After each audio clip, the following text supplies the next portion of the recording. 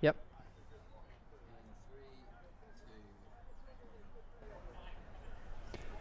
Good afternoon, athletics fans. Do not readjust your TV screens. I promise this is not a test. We are actually at an athletics track, and boy do we have a good evening of track action in store. I am Lloyd Kempson. I'll be your commentator for the evening for the comeback 5,000 metres down in southwest London at Battersea Park, and I'm joined by my co-commentator Rebecca Howard.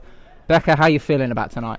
Yeah, I mean, fantastic. There's so much to be happy about at the minute. The hour changed, the weather's good, we just had an amazing marathon trial, and now, as you say, we are literally sat looking at a track.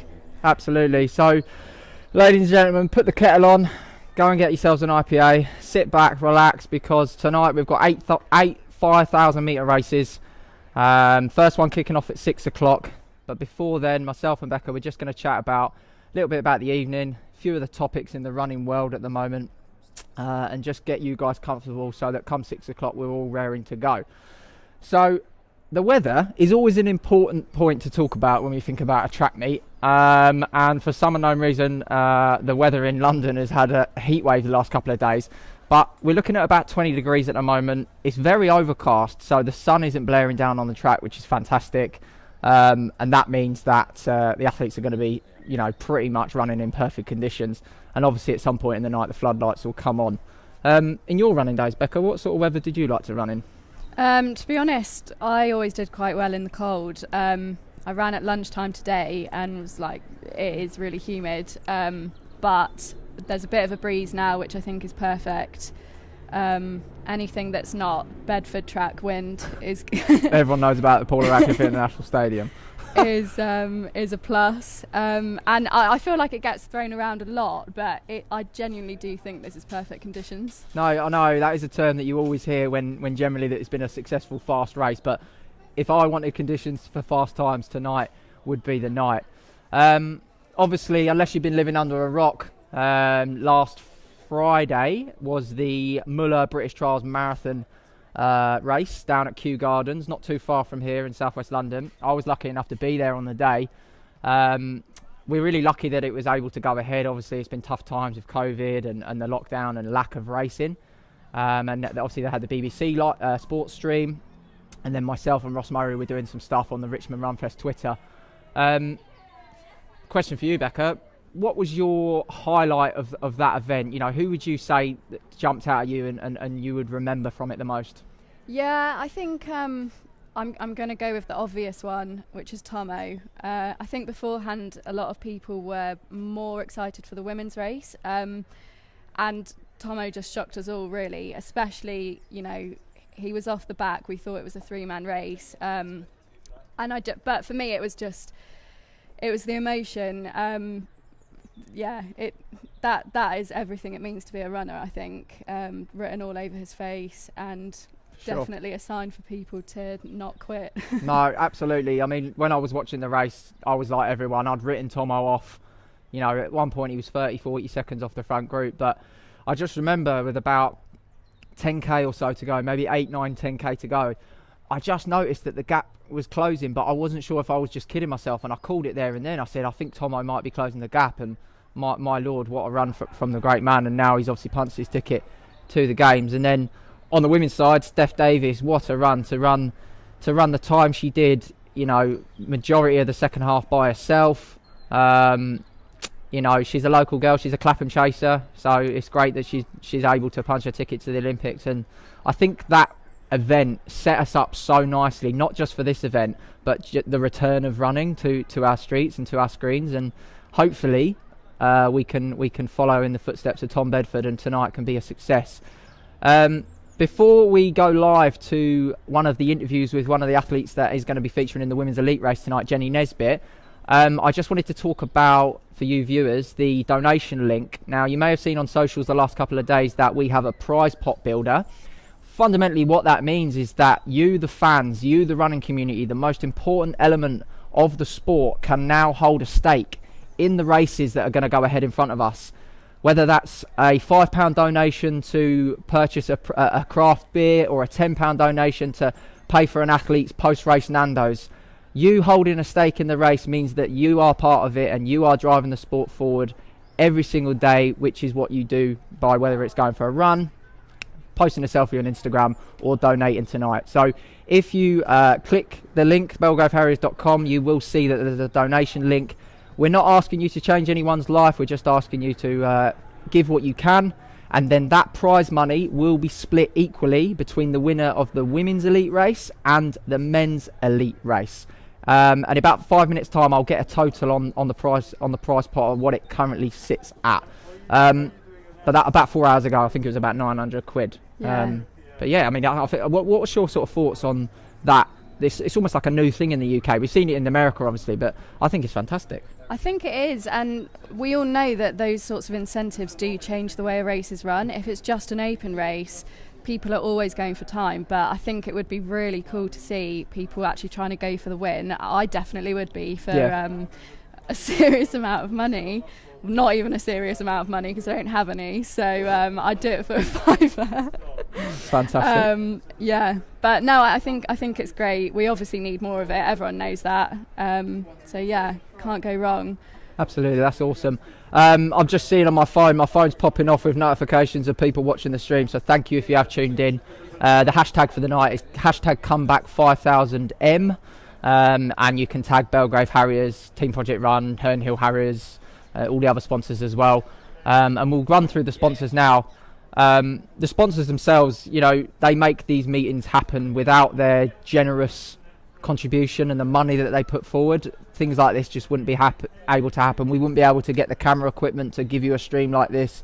We wouldn't be able to get the athletes that we've got down here, and we wouldn't be able to make it the meeting that it really deserves to be. So our sponsors tonight, and we will talk about them throughout the evening, do include Soar Running, obviously high performance apparel brand from the UK, Pure Sport CBD oil company, Team Project Run. I'm sure if you're watching and you know myself, you'll know who they are. And obviously the final sponsor is, I've got it behind me, Days 0% alcoholic beer. So thank you to all of our sponsors. Without you guys, we couldn't make this possible. And I believe the first race has been called to the start line. So ladies and gents, if you are comfy, I think the first race is going to be going off in about 5 minutes time. Before then, do we have enough time for an interview from Jenny Nesbitt? We might be able to squeeze that in. We're going to go live to Jenny Nesbitt, who spoke to Trackstar earlier this week. She'll be running in the women's elite race. She's a Cardiff-based athlete. She's an elite professional athlete for Hoka One, and we've been very grateful that we can hear from Jenny now. Anything for kind of just easy runs, the Clifton Sevens are great, and then the Rocket X is my go-to session shoe. What's your favourite pre-race meal? Pretty boring, chicken pasta, anything with a good bit of carbs and a bit of protein will send me on my way. And what's your favourite music to run to? At the moment I'm just loving Taylor Swift, so I just got her album on repeat. And what's your favourite TV series or film? I actually really enjoyed Afterlife 1 and 2. Okay, tell me when. Sorry ladies and gents, I think we had a few technical problems there, but we are going to go live to the first race, which is on the start line now. I'm going to run through the start list for you. We have number 3 from Belgrave Harriers, we have Natalie Beadle, and next along the line we have Hazel Jackson. Another Belgrave athlete, we have Daniela Maggs. Next along we have Orna McKinley, we have Olivia, really testing me tonight, Papa Inau. She's not actually running, we've just heard that's a DNS. We've then got Jane Vong Vora Choti. I've gone for it, fair play. You than me, Lloyd. Julia Wedmore is also running tonight, next along from Herne Hill Harriers. Fraser Hagel from Herne Hill Harriers, Peter Johnson, Drew Hoare from Belgrave, James Mckibben, who is a T20 Paralympic athlete. I'll talk about him during the race. James Morris from Belgrave, Luke Pratt from Belgrave, and Daniel Stone to round off the field. And we are just a few minutes away from the first race of the comeback 5,000 metres.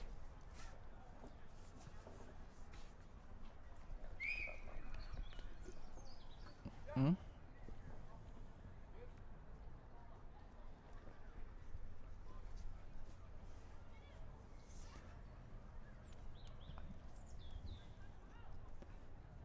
Yeah, can I get the start list? Thanks.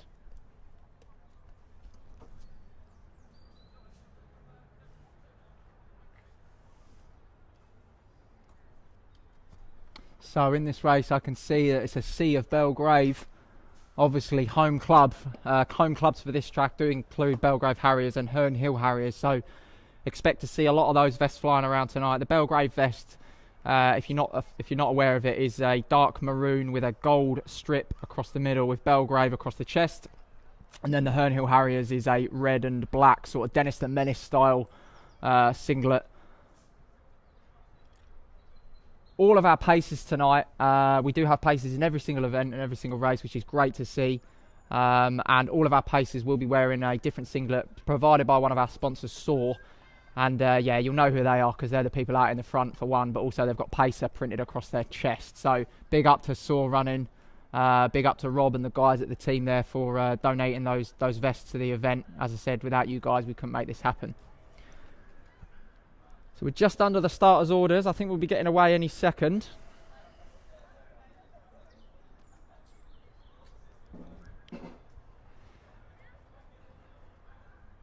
But this is a sight that I haven't seen for a long time, ladies and gents. It's something I've missed dearly during this pandemic, and that is waiting for a starter to blow his whistle, to blow his gun. I can't tell you the little things you miss from a track meet, but it's been so long since I've been able to sit here and just watch some domestic athletics.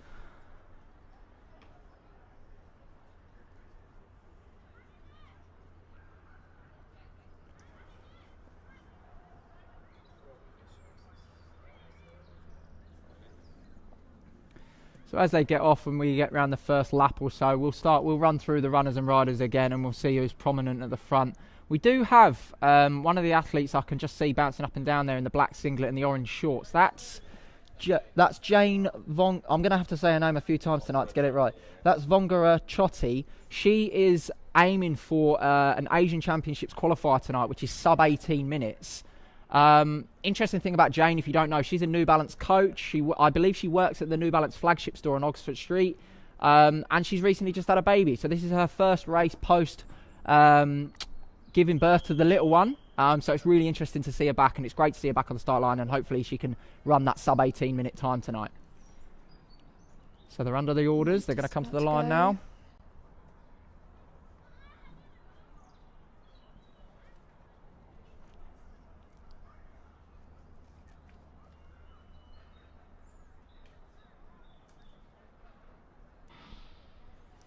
So we are away, ladies and gents, in the first race in the Comeback 5,000 metres 2021 live at Battersea Park. What a sight. It's so good to see this. And we are going to run through some of the prominent runners in this race soon enough. We do have an athlete on the outside lane who may not have realised that he can tuck in. Is that James Mckibben? It might be James Mckibben, yeah. So James Mckibben, I mentioned him in the lineup. He's a T20 para athlete, and so his plan tonight is to actually try and lap the other athletes, if that's correct, because he does have a significantly faster PB. But because he's going for, is it a qualifying time or a record? I believe he is striving for the world record, which stands at, we do have that information.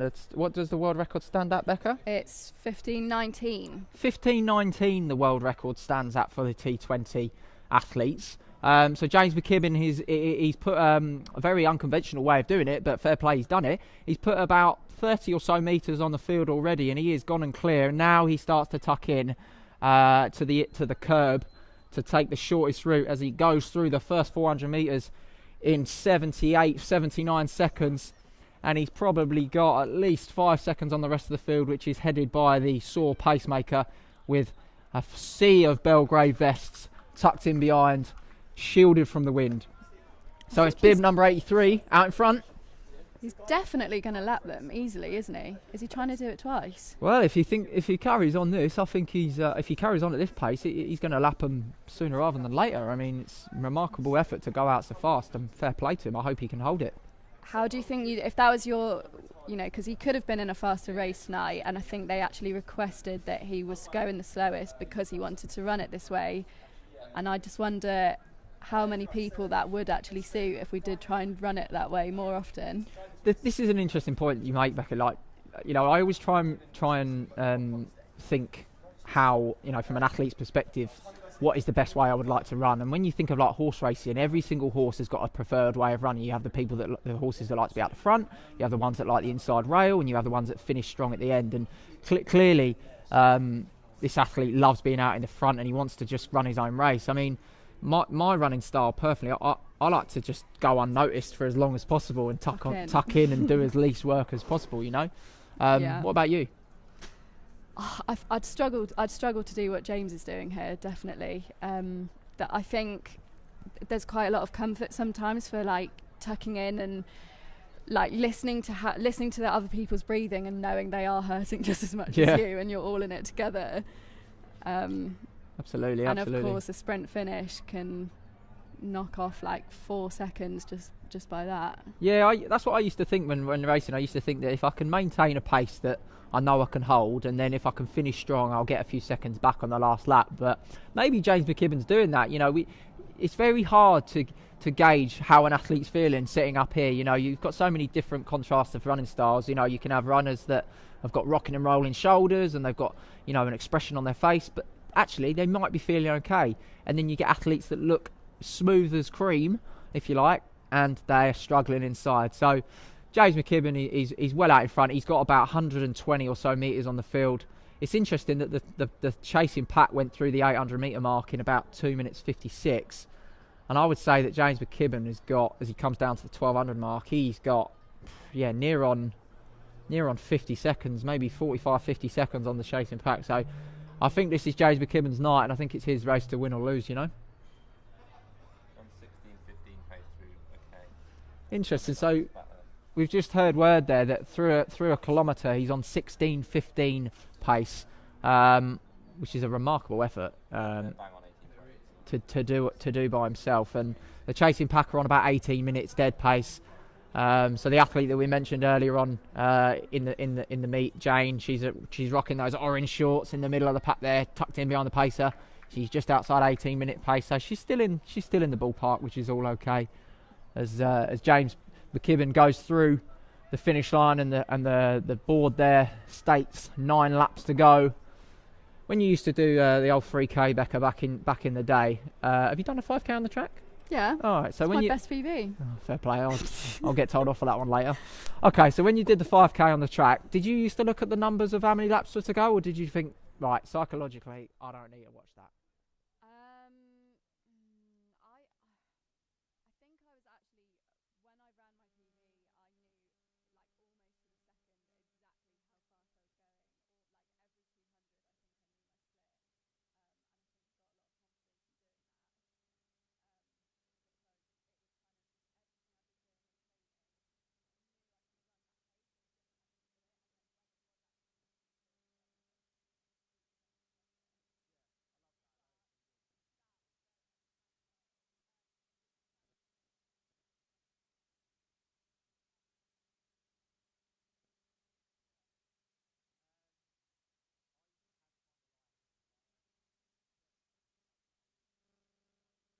200, I think I knew my split. And I think I got a lot of confidence in doing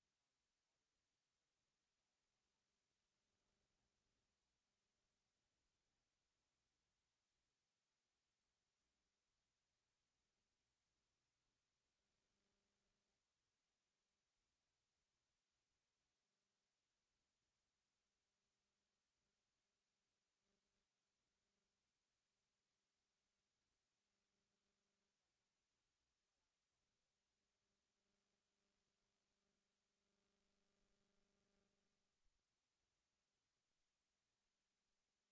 I'm going to get a split for you. Yep, so he goes through there in 6 minutes 30. Apologies there, guys, for the loss of sound. Obviously, a few teething problems, but, we'll do our best by you guys. The rest of the field are about 230 metres behind, I'd say, James, right now. And James is actually on the brink of catching the rear markers as he heads down the home straight. He's going to see 7 laps to go, so he's got under 3,000 metres to go. What do you think, Becca? How does he look? I think he looks really strong. I wasn't sure at first, running in lane 8, but I think he's really coming into his own. And he doesn't seem, I think he's consistent.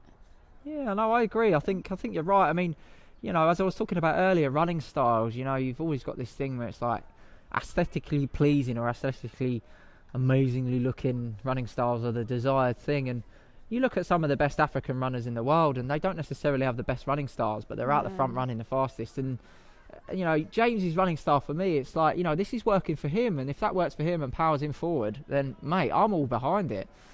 As the chasing pack comes past us just in front of the commentary gantry, tucked in there, we've got 3 Belgrave athletes, couple of Herne Hill athletes as well, just tucked in behind the pacemaker. With just on the clock there, we've got coming up to 8 minutes as those chasing pack and those athletes see in front of them 7 laps to go, so they'll be approaching the halfway point shortly as James Mckibben comes round the turn, and he's going to see 6 laps to go, and he is over halfway now. So he's done the sensible bit, the sort of stage of the race that you need to focus and keep your head, and now it's all about digging in and it's all heart. But Becca, in that second pack, who are you looking at? Who are you thinking looks like they're dangerous? What are you thinking? Well, I was just watching Jane and wondering how she's getting on time-wise, if she's looking to make it. We'll get a check on that. Yeah, I think that second group are just doing a really good job of sitting behind the pacer. It is probably a bit too soon to be starting making moves. You might see yourself paying for it if you were to go that soon. I think they're running smart. It could be anyone's race at this point, I think. No, absolutely. And we mentioned obviously earlier in the event, Becca, about the donation link tonight. Obviously, the donation money doesn't go to these athletes that are featuring in these early races, but I can't stress this enough. Without these athletes, this meeting wouldn't be fun. If we just came down here and we hosted 2 races, you probably wouldn't be watching, guys, because that's not much of a meeting. So without these athletes striving to be better, training hard for PBs, coming down here and getting after it and doing the best they can on the night, we wouldn't have a prize pot, we wouldn't have a donation, we wouldn't have sponsors that wanted to sponsor the event, and we wouldn't be able to put on the meeting tonight. So just from me personally, big shout out to every single athlete that's not in the elite races tonight, and I hope you kill it and I hope you get a PB. So Lloyd, I know, talking about sponsors, you're heavily involved with, well, a lot of them actually, but Pure Sport CBD is it's all over my social media at the minute. Yeah.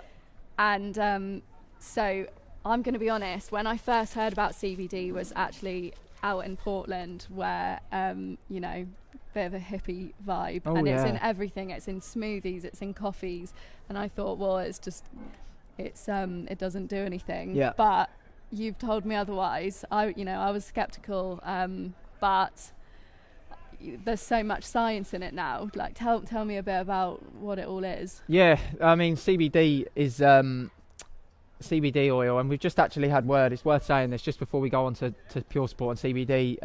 The leader, James Mckibben, went through 3k there in 9:48, and that's 16:20 pace. So a few laps ago we said that he was on for 16:15, and he's pretty much still on that pace. So he's clearly digging in really well, and he's coming down the home straight now, and we will come back to the race in a moment. But yeah, you mentioned about Pure Sport and CBD. I mean, CBD oil and CBD specifically is flooding social media at the moment. Everywhere you see it's, whether it's an oil or a balm or a biscuit, it's got CBD in it. Do you know what I mean? But Pure Sport specifically, I've been working with the brand for quite a while now, and they're really grateful that I was able to get them involved tonight. Will Googe, the head of running relations, is down here tonight. I can see him. He's wearing his Pure Sport t-shirt, chatting to some runners.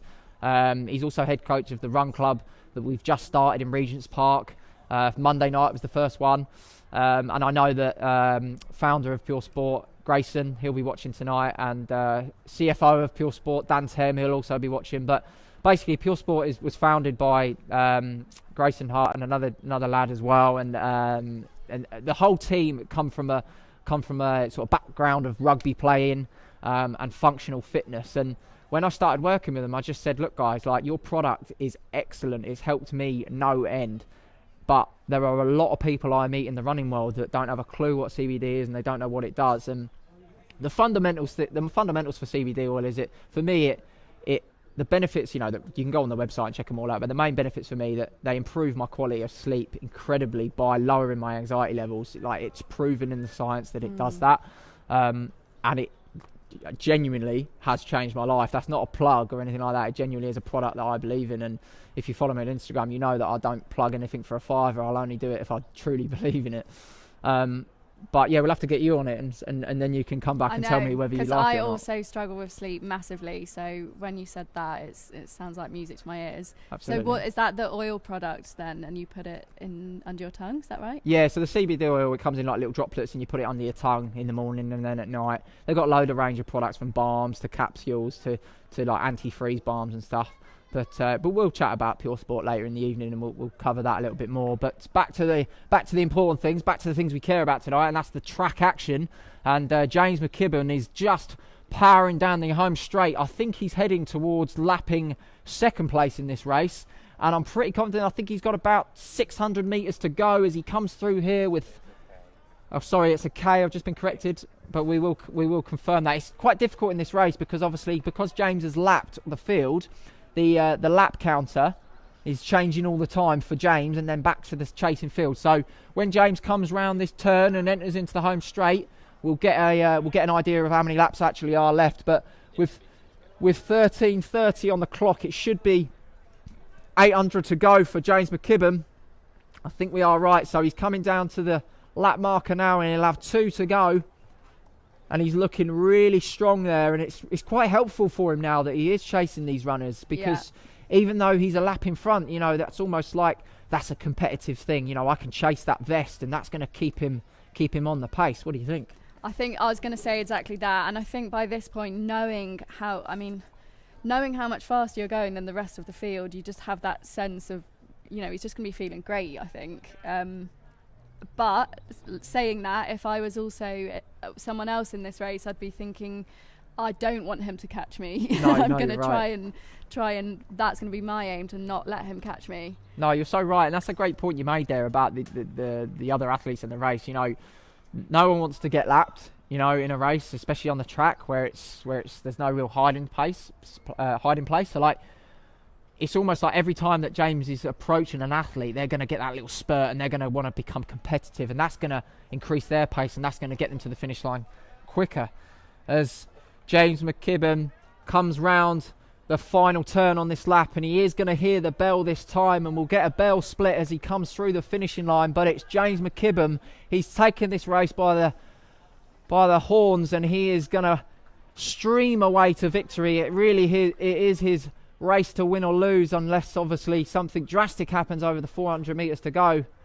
As the bell goes, we'll get a split on the clock. It's 15-12, 15-11, 15-12 as he rounds there.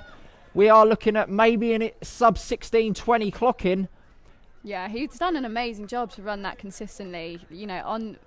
Even though he's had people to pick off, he is by himself. He's had no one to shelter from the wind.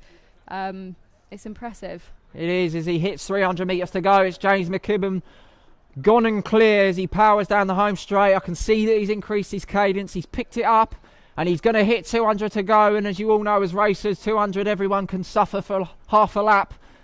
As we get a split as he goes with 200 metres to go, we're looking at about 15:50. So he's got to cover this last 200 in inside 30 seconds if he wants to break 16:20. I think he might just be outside.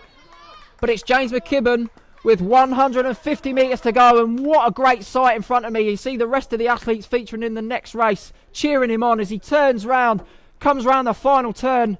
It's James Mckibben to win the first race of the comeback 5,000 metres. I'm going to give him a round of applause, because what a gutsy performance from the T20 para athlete.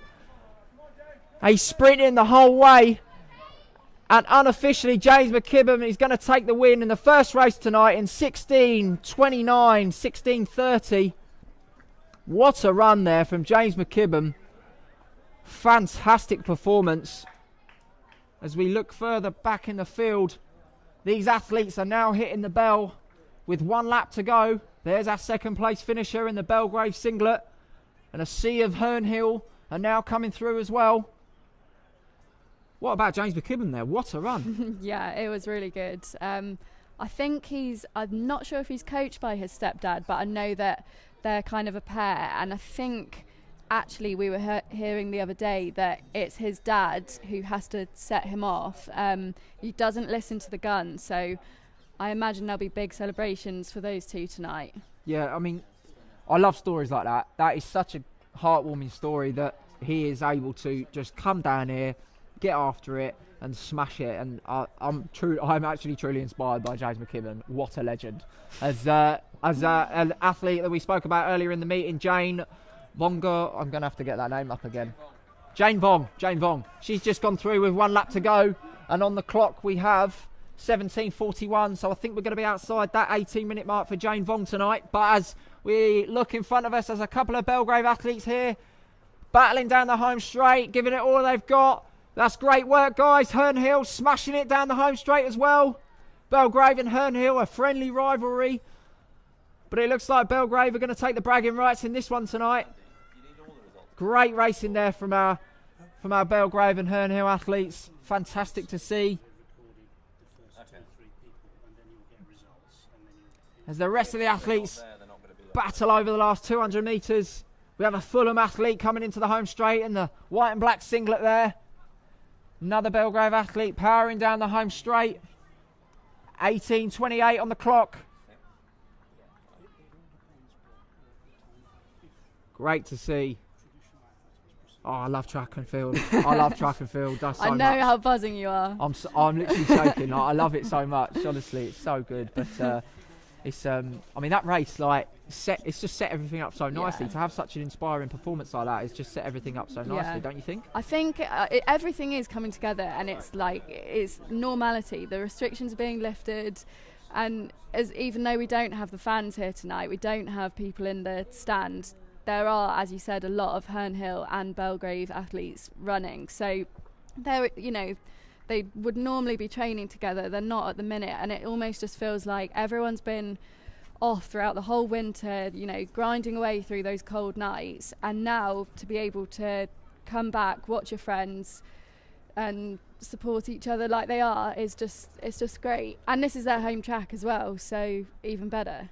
Absolutely. No, you're so right. I think that's one thing that really is special for me about Battersea Park is that you've got multiple clubs that use it, but they all get along nicely. It's a friendly rivalry, but they all they're all battling out there in the same race tonight as we just wait for the final finishes in this race, sprinting to the finishing line.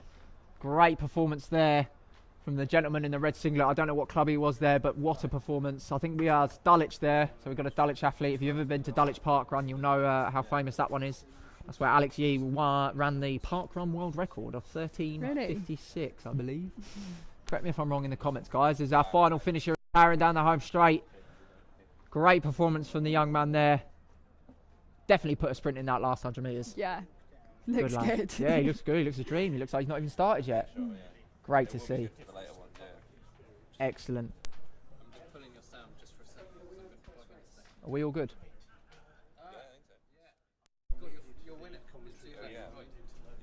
Winner. Excellent. Yeah. Hi, James. Well done. You want to put this headset on for a quick interview? Are we live? So I've got the race winner of the first race of the comeback 5,000 metres, who's James Mckibben, has joined me in the commentary gantry. James, mate, I was just saying on the live stream, mate, how inspiring that performance was. Yes. Just gonna change this for you, mate. Give it, I'll give you a hand. Just pop that on your red there. These are. Oh, mate, first time I'll put one on was tonight as well. I feel like I'm on Mars or something. Right, pop that down there, mate. There we go. So, how did it feel? You happy? Yeah. Yeah. And was your tactic to go out from the front straight away? Yeah. And was you happy with the finishing time? Yeah. Mate, that's excellent. Absolutely fantastic. And what are you looking to achieve this year? Just get faster, or what are you looking for? Just get faster. Get faster, mate. I've got a lot of time for that. Well, we are going to present you with a race prize. We are just grabbing it for you. As our first winner tonight in the comeback 5,000 metres, we do have a box, 1 second my friend, a box of 0% alcoholic beer, my friend. So well done, James Mckibben, winner in our first event. That's for you. Thank you for coming down tonight, and have a good cool down. Yeah. Thanks, mate. I'll just take this off you. Thank you. Thanks, buddy. Thanks so much, James. Well done, mate. Excellent. So that was James Mckibben, ladies and gents. That was our first winner in the comeback 5,000 metres tonight, and we are going to pan straight over to the second race tonight, and we'll get that start list up for you now. So we have from the inside out, we have Alexa Park, Jessica Saunders, Maddie Whitman, Georgina Wiley, Owen Brady, Richard Gayton, Ben Hurley from Belgrave, Patrick McDougall, Scott Mills, Graham O'Donoghue, Josh Pewter, Jonathan Ratcliffe, Jim Rikes, and we believe that's rounding off the field. And this is the 17-minute race, as you'll see on the screen there. But yeah, love that I was able to chat to James Mckibben there. Yeah, we're going to get all the race winners come up, and we're going to have a little short interview with all of them. But it's always nice to see an athlete come off a race when they're absolutely knackered, and just see it and get an honest opinion on how they felt the race was. And probably the last thing they do is actually want to talk to you, but I'm going to make them do it anyway. To be honest, I think the last thing anyone wants to do is talk to me in this mood. Yeah. Well, like a kid at Christmas. Literally. Well, seeing as the second race is about to start, I'm going to crack open an IPA neck oil. What's your tipple tonight? I'm going for Brewdog Punk IPA. That's a solid selection for my Sunday There's lineup. If any other Team Project Run crew are watching, which I know you are, Team Project Beer, I know it's on Fridays, but I'm starting a few days early, so just let me off this week. But hopefully some of the crew are watching and they're having a giggle at that. So we're just waiting for the starter and the timekeepers and that, and to get themselves in order. And that's actually a great point to make.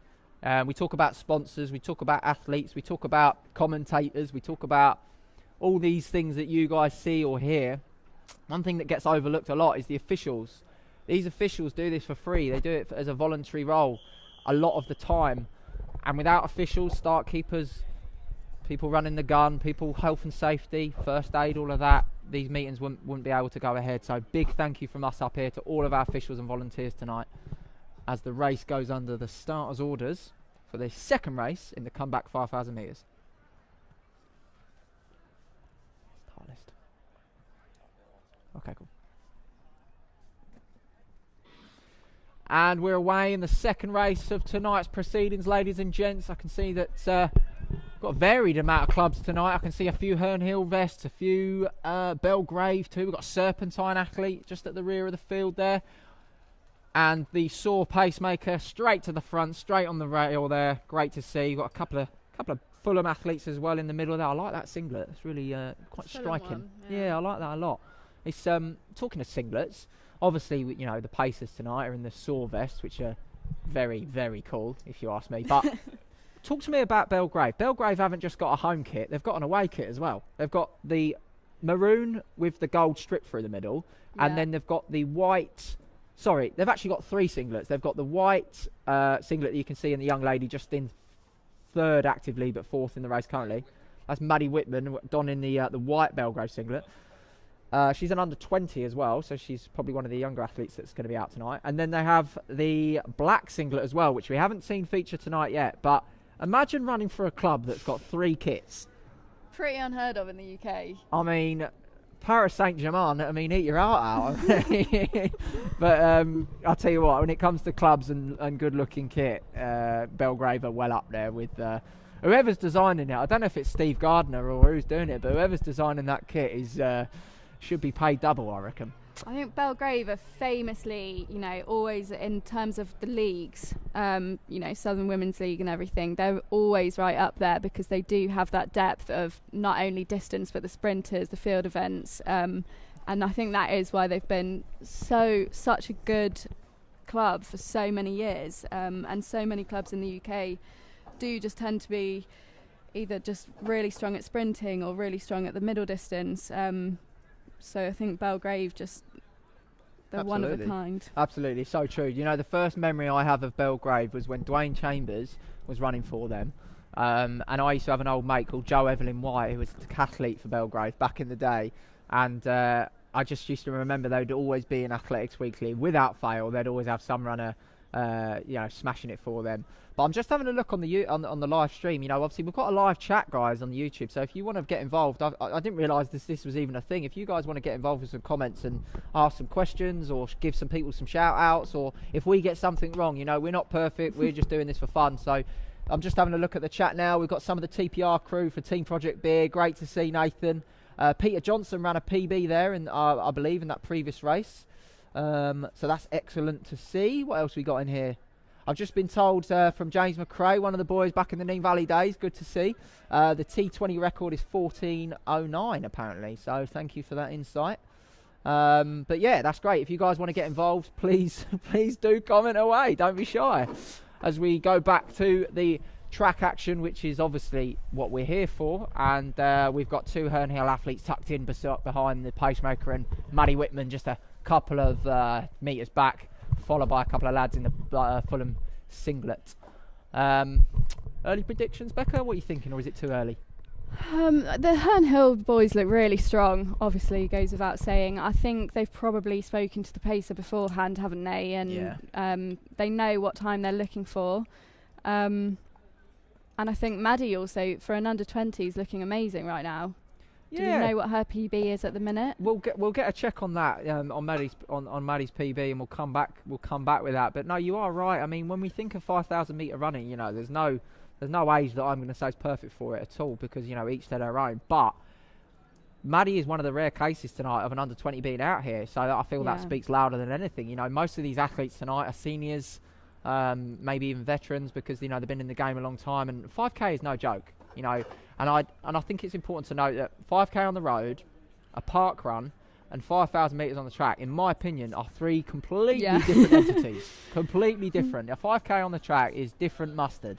And if you've done one, you probably know. What would you prefer?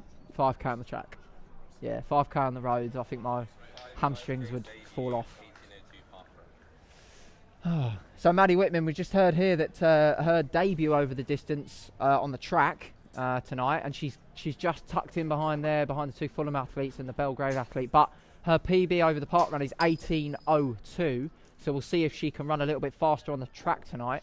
But great to see a young athlete stepping up so much. And it would be good to see. We just had a question there from Owen Hughes. Great to see you on the stream, mate. Big fan of your work. You've just asked about the prize pot. Is it at £1,000? That's a great question, and we are going to come back on that. The prize pot about 4 hours ago was just over £800. I think it was about 850 quid. We are hoping it's £950. Okay, so I don't want to sound like Live Aid and Queen are about to come on the stage, but we do need another £50. So dig deep. The pubs ain't been open for ages, so no one's been going down the boozer and having 6 pints of Guinness. Give us your money. Give us your money. We'll make it last. Trust me. And I can guarantee that the athletes out there tonight that are going to win that money, it's going to go a long way for them.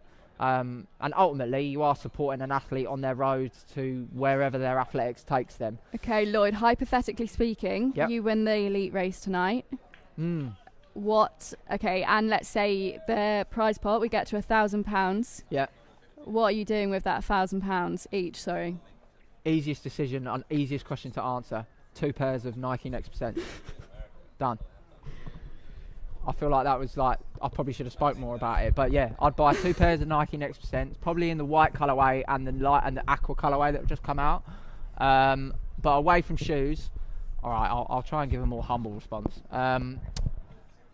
I'd probably buy my mum and my girlfriend something nice. Oh. Yeah. You had to say that, didn't you? Yeah, I've got brownie points for that. We'll edit the bit that I show them and get rid of the Nike Next Percent bit. But, when we talk about money, for domestic athletics, right, here's a question. Yeah. Have you ever won any money in the UK by competing? No, definitely Have you ever won anything? As in, a prize or something like that? Because some prizes can be weird, like a toaster or something, or a kettle.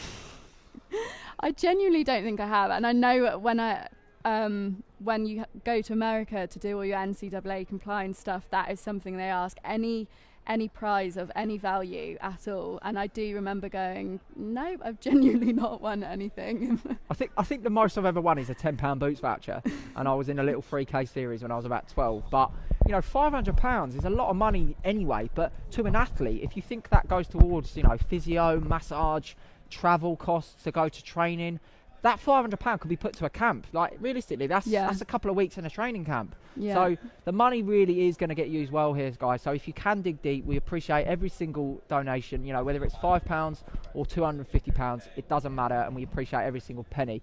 On the live stream, just been asked a question from Matthew Rainsden there. He said, do you find you're quicker on the track, and do you prefer running in spikes or runners? He tried spikes the other week and they killed me. Yeah, so mate, if you're not used to running in spikes, that's almost like going from a Ford Fiesta into a Formula 1 car. You know, it's like something you've never been used to, a very aggressive shoe. So that is going to take a little while for you to get used to. But for me, mate, I've been running in spikes on the track since I was 8. And, you know, there's nothing like it on a summer's evening down at Watford on a Wednesday, whipping it round the last bend and hitting Lactic City and dying. What do you reckon? I think what I used to do is just purely save the spikes for the racing, and then that way when you do put them on, you know, 15 minutes before your race, and you do a couple of strides in them, you can instantly feel the difference, and it helps. But yeah, I'm on the same wave. I would not do any form of mileage in them if possible. What, you wouldn't do your Sunday long run in your spikes? Well, that's where you're going wrong. Only when Mick was coaching me. Oh, fair play. We won't go into that. As the pacemaker takes the 2 Herne Hill athletes through with 6 laps to go, they're well away and clear. We will confirm who those athletes are in a second for you. But in the live chat, we do have track star that are very prominent. That's really great from Alfie there. Thank you to Alfie that's helping the people in the chat about the live stream. If you don't know who Trackstar are, please go and follow them on Instagram.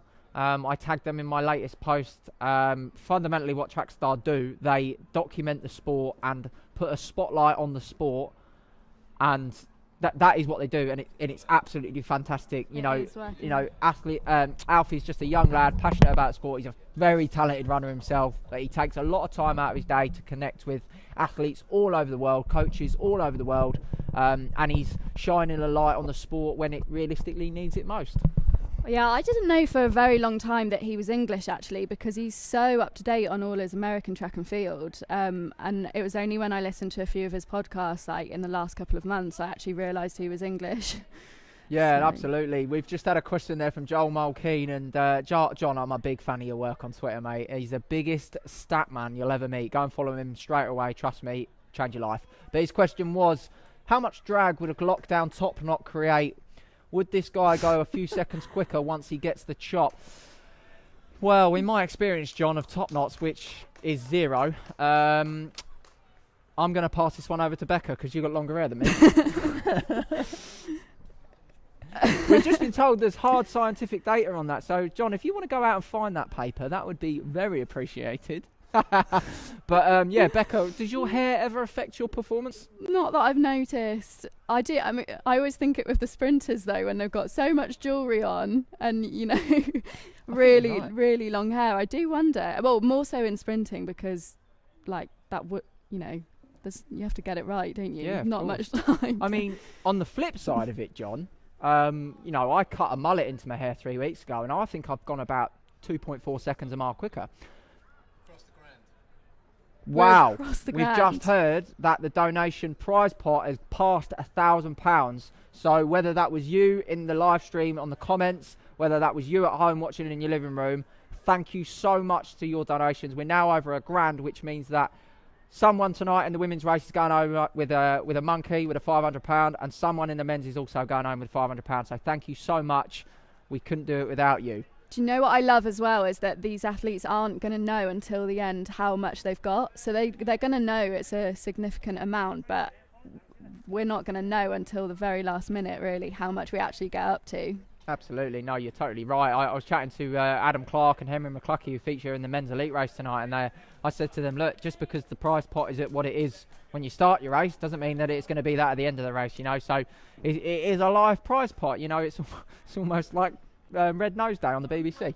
But yeah, my sister's in the comments there. She's saying that she'll take the Nike Next percent. Yeah, classic, standard sibling banter there. But back to the action, ladies and gents. Still the same record out in front, as you can see. I've got Pacemaker out in front with our two Herne Hill athletes in first and second. I'm going to get their bib numbers as they come round, and I'm just going to get a name check on them as we have number 95, I believe that is. 95 in the lead with 32 in second. And we will get those athlete names for you. So number 95 there is Josh Pewter. That's the race that's going now. That's correct, yeah. This one. So Josh Pewter is tucked in. Oh, sorry, the order has changed. So Josh Pewter is now tucked in second place. And the other athlete will confirm who that is for you.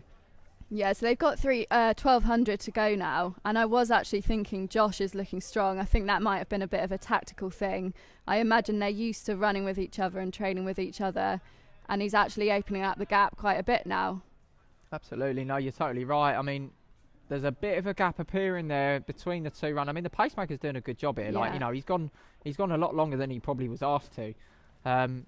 That just shows the quality of the bloke, really. I've got a lot of time for that. Do you know what I mean? If someone's going further than they need to, it's, you know, no one asked for it, but fair play, mate. You're doing good for the sport. Yeah. And just as I say that, I think he is pulling out as these athletes have got a K to go. And on the clock, we'll just confirm that was 13:27 and change with a K to go. And we do have distance between first and second here. Out in front, Herne Hill Harriers, number 32. That is Owen Brady. So both Herne Hill athletes, Owen Brady's putting his tongue out to the fans as they give him a shout. He's obviously feeling confident as he approaches 800 metres to go. And Josh Pewter. He's looking really strong. I don't know, John. Maybe that drag on the top knot is now paying, coming home to roost. But who knows? But 800 metres to go on the clock. It's 14:04 for Owen Brady. Josh Pewter just about 3 or 4 seconds behind. And it looks like this is going to be Owen Brady's race if he can maintain this for the last couple of laps. Half a mile to go. I think he's run a really perfect race, actually. He looks the strongest he's looked so far. If he can just maintain it, or, you know, maybe he's just winding it up more and more for these last 600 metres. Absolutely. We've just had a message there from Owen Hughes, who I mentioned was in the comments. He's just put 50 quid to put us over a K. So for me to know the person that's done that, I've got a lot of time for you, Owen. Thank you very much. I'm going to send you a Team Project Run hat. Send me your address, you legend. So back to the race with about 550 metres to go. It's still Owen Brady out in front, but Josh Pewter is not dead and buried just yet. I feel like he's rallied a second time. Rallying, yeah. I feel like he may be closing in that gap. He's finding that power in that top knot, and he's harnessing his hit for this last 450 metres. He is, yeah. I think he's doing absolutely everything he can to not let that gap get any bigger. And they both look really strong. Absolutely, yeah, absolutely. I don't know whether Owen Brady knows he's there. He might have someone in the crowd that has given him a shout to say that he's closing, who knows. But Josh Pewter having a look at the clock there on his watch. Don't worry about the watch there as they go through the front in 15:22. Don't worry about the watch, mate. It's all about racing from here. As Owen Brady stretches his legs and he does open that gap again. 300 metres to go. It's Owen Brady from Josh Pewter. Both the Herne Hill Harrier athletes as we have a shout for Ben from Belgrave as he approaches the bell lap 2. That's a good one. It's Owen Brady approaching 200 metres to go, just inside 16 minutes, so we could be looking at a 16:30 clock in here, well inside the 17-minute pace that we expected. It's Owen Brady. He's got to deal with a bit of traffic. 150 to go for Owen Brady, Herne Hill area. It's going to be Owen Brady's race as he comes round the final turn. It's Owen Brady flying down the home straight. Josh Pewter in second, swinging his arms and legs as quickly as he can. But Owen Brady in lane 2. Coming down to the finish line in the second race tonight in a time unofficially of 16:33. And Josh Pewter is going to be second tonight in 16:40. Well inside that 17-minute barrier. What a fantastic performance. Yeah, it'd be good to know if that was a PB. I think I was seriously impressed with the way he ran that race. He did just wind it up more and more over that last 800. I think maybe what you'd call winner's legs, where you'd know you're having a good one, and it just feels like you could just go on and on forever almost. Absolutely, and the Fulham athletes coming down to the finish now, and the Belgrave Harriers, we know as Ben from the grandstand, are giving a few people down there, giving him a good shout. He's flying down the home straight. You can see he's giving it everything he's got. Oh, what a performance there, 17-18. Finish there. Yeah, what a performance. And Track PB for Owen by 10 seconds. we've just had confirmation there that Owen Brady did run a PB on the track by 10 seconds there, so you know he's going to go home happy. He's earned his chalk and cheese. 10 seconds off his PB. Great racing. Maddie Whitman with 150 to go. We spoke about her earlier in the race in the Belgrave white singlet. This is her home track. She's going to have a lot of support down the home straight. Maddie Whitman flying down there, chasing the Kent athlete. Great to see these athletes giving it everything they've got. You've got to understand that all these athletes have got outright PBs and outright goals for themselves. So whether they win or lose, they're striving to hit their goal tonight. I'm just looking to see if Maddie was going to dip under that 18-minute mark and just missed it, which is a shame. But as you said, that's her debut track PB, debut track 5k track. Sorry. Absolutely, yeah. No, that's a great performance there from Maddie Whitman and the Kent athlete just in front of her as well. And we're just rounding off the field as the Belgrave Harrier crosses the line, and the action's thick and fast tonight, ladies and gents. You know, the next race is already lined up on the start line. We're not messing about. The track action comes thick and fast at South West London and Battersea Park, trust me. But it shouldn't be too much longer. What are we at? Time check. We're at 6:45. The sun is starting to set somewhere behind these clouds, but eventually those floodlights will come on, and that's when it will become a twilight meet.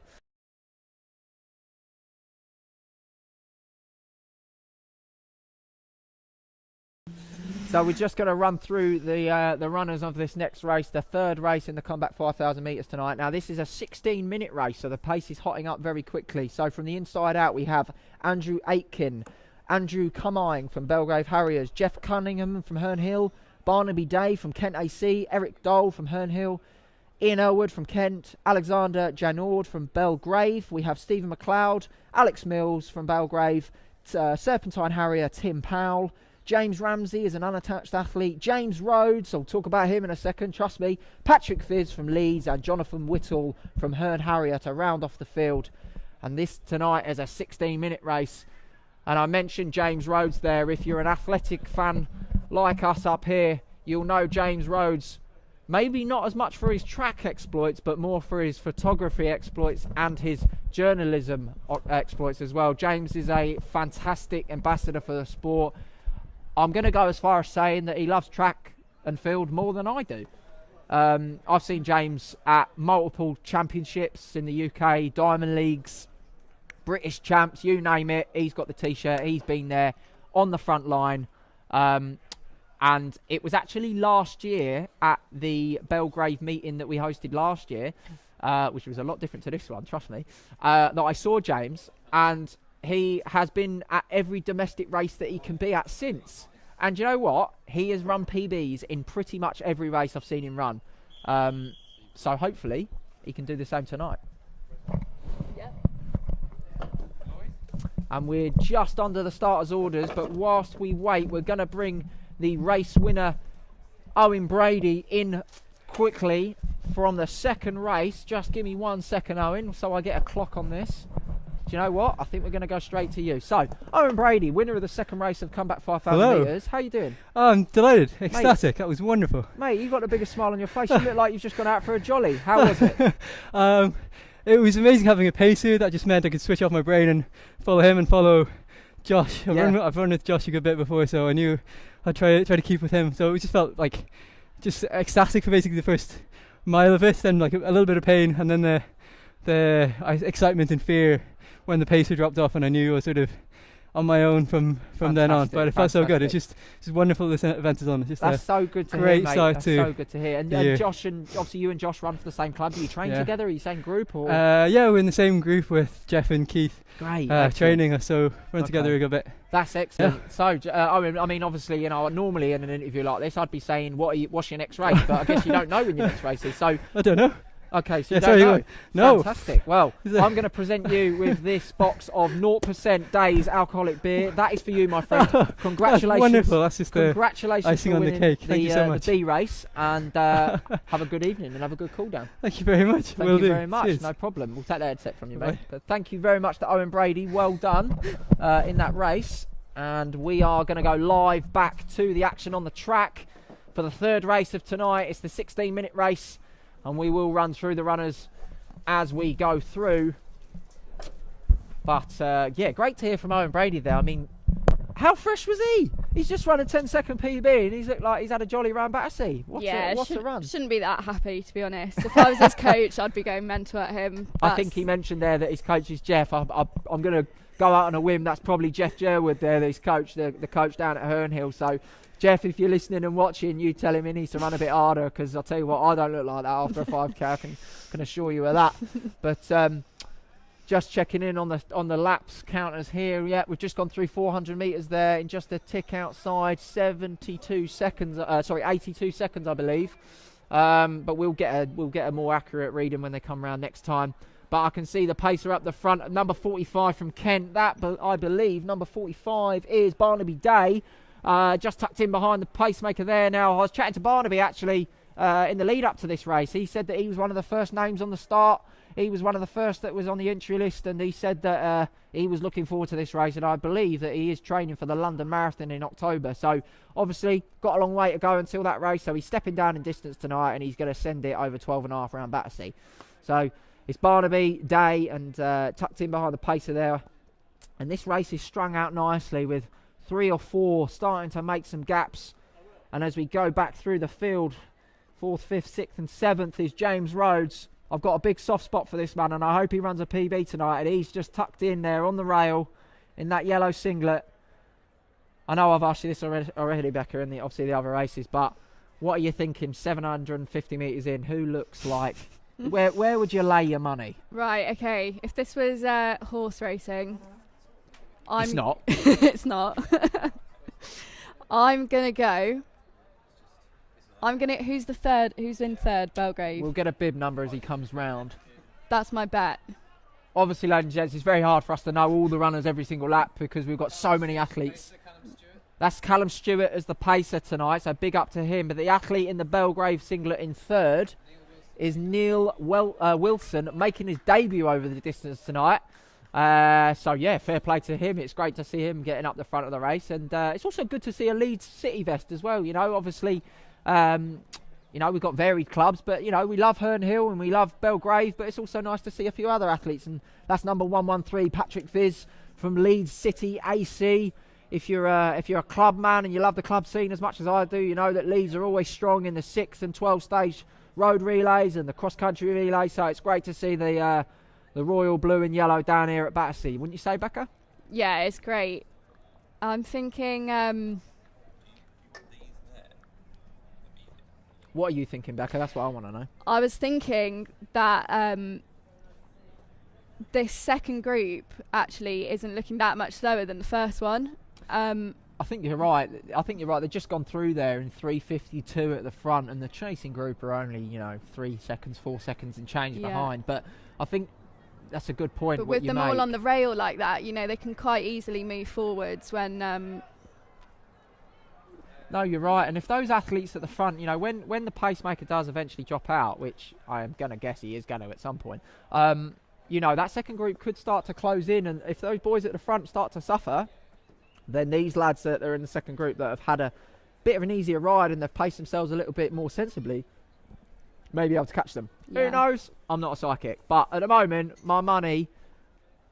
Right, I'm gonna put my my nose on the wall, if you like, my balls to the wall. I'm going James Rhodes for this race. The reason I say that is he might absolutely blow up, and I might be wrong, but I know one thing: he will finish like a train, and I know that because he took his 800 meter and 1500 meter PB down massively. I'm pretty sure that he's run inside 2:10 for the 800 meters, and he has got serious wheels over that last lap. So expect a big finish. That's all I'm saying. We'll see how we go. But the runners at the front of the pack, it's a pack of 3 at the front, tucked in behind the pacemaker there.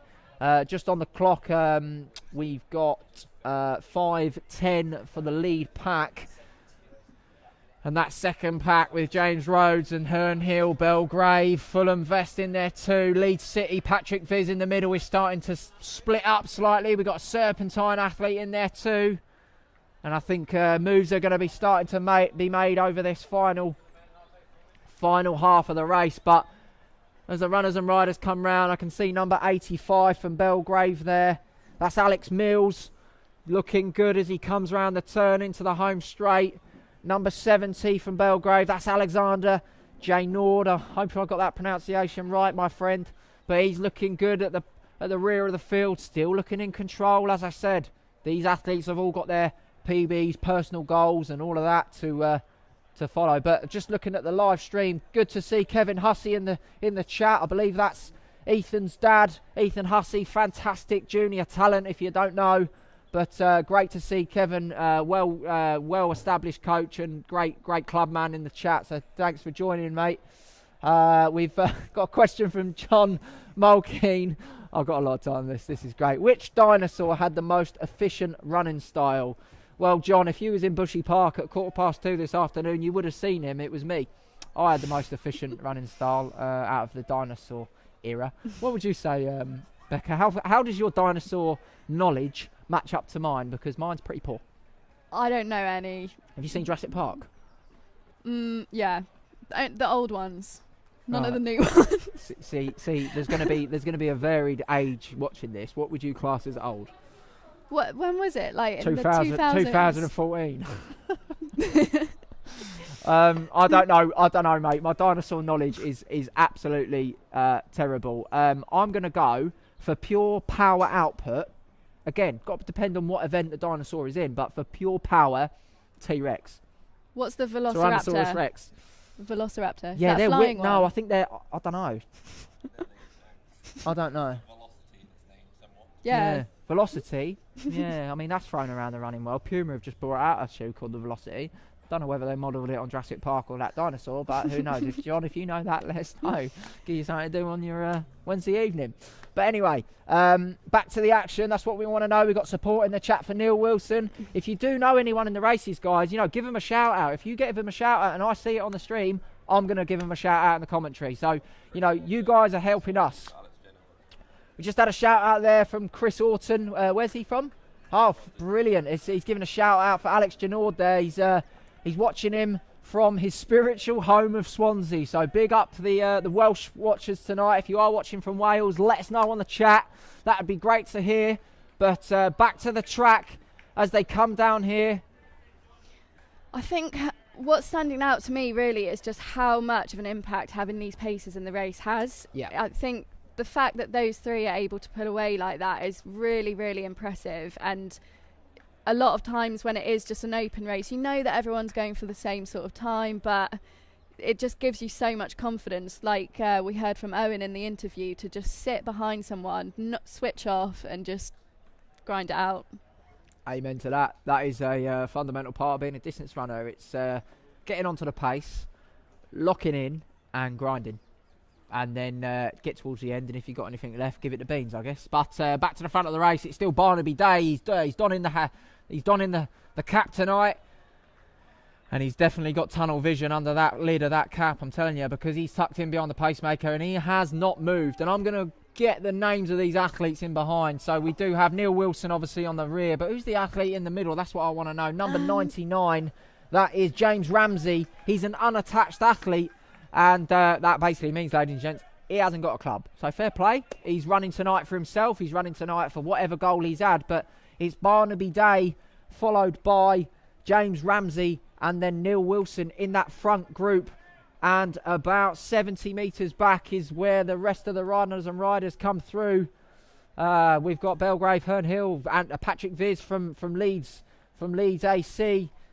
We've also got the Serpentine athlete, number 97, Tim Powell there coming through. I can see another wave of Herne Hill.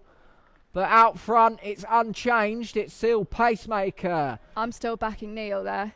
You reckon Neil Yeah, Wilson? I think he's... What is it that's telling you that? I don't know. I think he knows what he's doing. I think he's got it all in hand. Fair play. John, great insight from John Mulkeen there. He's just said shout out to Alex Mills.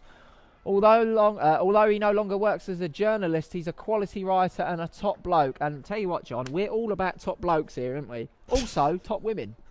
We're all about top people. Anyone that shows personality and they bring character to the sport, we're all about that. So, back to the front of the race. It's still tucked in behind the pacemaker. The order's changed slightly. Barnaby Day has made the decision to tuck in on the rail behind James Ramsey, and Neil Wilson's just taken a sit. When we talk about taking a sit, what that basically means is that you are sitting and waiting, and you're going to sit there as long as you can, wait for when the time is right, and then give it a beans and hopefully do what you need to do. But Neil Wilson, you mentioned him earlier in the race. What is it that shouts to you that he looks dangerous? I just think, how often do we see in major championships, it's that person that was sat in the back, out of trouble. He hasn't at any point got any distance between him and the first two, but at the same time, I think he looks relaxed in his running style, and we'll see how he gets on. Number 42, the next Belgrave runner. Andrew Cummine, that is. He's run a few laps now by himself. And I know. He's in what we call no man's land, which can be a tough place, but obviously he looks in control. But back to the front of the race, and things are happening as we on the clock, 11:31. Pacemaker still out in front, but James Ramsey, the unattached athlete, is just making a move there on Barnaby Day, who falls to third. Yeah. And Neil Wilson now Neil Wilson says, hang on a second, lads, I am here, and he makes himself known as he comes back to second place for the first time in this race. And he just has a little trip there on the rail. He just needs to be careful as he comes around that turn next time. Yeah, but I think that's just that moment, where a little gap opens and you just say, I'm not going to let that become an actual gap, and you just need to close it as soon as possible and just keep it as a train as it was before. Absolutely, yeah. I mean, Barnaby Day, he's a long time leader, and his race isn't over just because he's gone back to third. But as I say that, they go through with 3 laps to go, 1,200 to go, and it's now opening up at the front. It's James Ramsey still tucked in behind the pacemaker. And like the other races, the pacemakers are going such a long way tonight. It's great to see them doing such a job for the sport. But James Ramsey's out in front with Neil Wilson, and there's about a 10-metre gap back to Barnaby Day. And now I can see some daylight between the unattached athlete James Ramsey and Neil Wilson. It's now going to question what James Wilson has in those legs over this final 1,000 metres as they come through in about 12:48 for James Ramsey with 1k to go. So looking at the times, that is actually bang on to be around 16 minutes, I think. So again, the pacer can't speak highly enough for how much of an important job they're playing. Absolutely, yeah, that's a great insight there, Becca. We've got the lap times in front of us. 16 minutes is 77 seconds a lap. They were just outside that of 4k, but hopefully they can bring it back over the final K, as the pacemaker does now take his time for the night and says, that'll do me, boys. The last 800's up to you. So 2 laps to go. It's James Ramsey from Neil Wilson of Belgrave, further back to Barnaby Day. And I'll tell you what, I'm throwing it out there. Andrew Cummine from Belgrave might hunt down Barnaby Day over this last 800 metres. What do you think? Yeah, I was thinking the same. I think he's definitely not run it as easily as he could have done, being on his own for so long, which is seriously impressive. Absolutely, and great to see James Rhodes' sister there, Catherine, in the chat. Really great. I love that camaraderie there between the two siblings. And as we look back to James Rhodes, he's just going through the finish line there with 800 to go, with 14:06 on the clock. So he could be looking at a PB. He could be hitting his goal tonight, but to the front of the race, and I'm not going to say this is over yet. There's definitely a race on with 550 metres to go. It's James Ramsey out in front with Neil Wilson. Go on, Neil. Back 10 metres behind from Belgrave, getting a lot of support up here. He gives him a fist bump to say, yep, I know, mate, and I need to go and win this race. And further back, it's Barnaby Day rocking the cap tonight in the Kent AC vest. But James Ramsey just has a look inside him as he hits the bell. He's going to be alone on this last lap in 14:41. So he needs a sub 79 second lap to break that 16-minute barrier. Look at the race between third and fourth here. Barnaby Day. Absolutely right. Barnaby Day and Andrew Cummine. We said that Cummine was looking dangerous and he was closing that gap, and he really is. And I think over the last 200 metres, they're going to have a 2 and 8 between themselves. But back to the front of the race, it is James Ramsey. 250 metres to go. He's opened up that gap over that last 300 on Wilson from Belgrave. And it is James Ramsey who hits 200 metres to go in 15:18. So he needs a sub 42 second last 200 metres.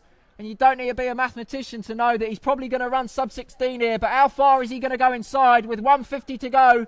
He's managing some of the traffic in the race. It's James Ramsey. I think he's repping a BMC vest there from about 2014. I've got a lot of time for that. It's James Ramsey coming down the home straight now with Neil Wilson in second. Ramsey's going to take race 3 tonight in the comeback 5,000. But what's the clock going to say? It's going to be well inside 16 minutes. 15:53 for James Ramsey. And Neil Wilson is going to be so close to that sub 16. He's going to get it. Under. 15:58. And Andrew Cummine, he did pass Barnaby Day in that last lap. And he comes across the line in 16:06. And Barnaby Day, the marathon man from Kent AC, 16:12 there. As the runners come down the final straight. Herne Hill, Leeds, Fulham, James Rhodes and Serpentine. James Rhodes powering down this last straight. Here comes that sprint finish that I knew he would bring. He's going to challenge the Serpentine athlete. Has he got it in the bank to come past? He's looking at his watch. Don't worry about that, mate. Just go. James Rhodes is going to run 16:40 there. And we'll confirm whether that's a personal best. But great effort from all of the runners in this race as we round off the field. Come on, Alex! Big shout for Alex there as the rest of the field. Couple of Belgrave athletes round the final turn. Two Alexes. Cool, that could get confusing, can't it? Keep up, Lloyd. Great comment in the live stream there about the James Ramsey, who's an unattached runner. If you're a club out there and you need a great runner, I mean, start your bidding more in the chat. I mean, I'll start the bidding there at £10 a year. Belgrave have Three just of said them. Belgrave have got 47 different colours of singlet that you can don. We'll probably see a few of them tonight, but that's their bargaining tool. Oh, what a race that was! That was. Yeah, I I was just thinking about looking at your watch and the home straight, and it does seem silly, but at the same time, when that is your last 100 metres, and it just feels like it's never going to end, you can see why you want to know what time you're on. We're just getting some results here from the first few races, ladies and gents. We'll run through them quickly. And what a run there from James Mckibben. It was great to have him up here in the commentary gantry, but obviously fantastic run from the man out in front. But further back in the field, we had Luke Pratt, Orna McKinley making up the front three, both from Belgrave. Fraser Hagel from Herne Hill in 18:13, and James Morris from Belgrave in 18:14, rounding off the front five. Great race there. And as we head back to the live action in the next race, we're going to get a start list up for you on the screen, ladies and gents. This is the 15:30 race. And we'll get that start list for you on the screen any moment, no problem at all. So I'll run through these runners for you.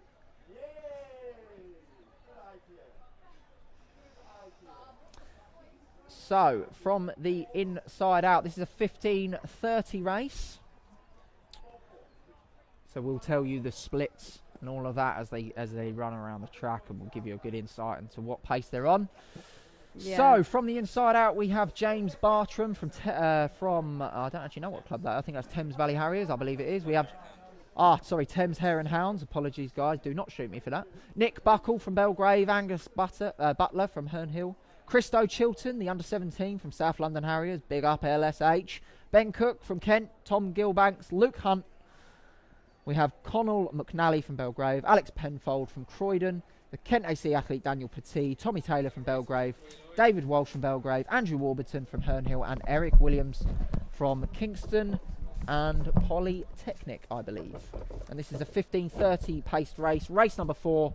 But as that one gets started, we have the race winner, James Ramsey, joining us in the commentary booth. And a booth it is, trust me, it's very glamorous up here. We've got IPA, we've got snacks. We've got, you name it, we've got it. But James Ramsey, we'll get this headset on you first, mate, and then we'll have a little chinwag. Oh, I'm putting this down. So, first of all, Yes. why haven't you got a club? This is actually my first ever 5k or track race.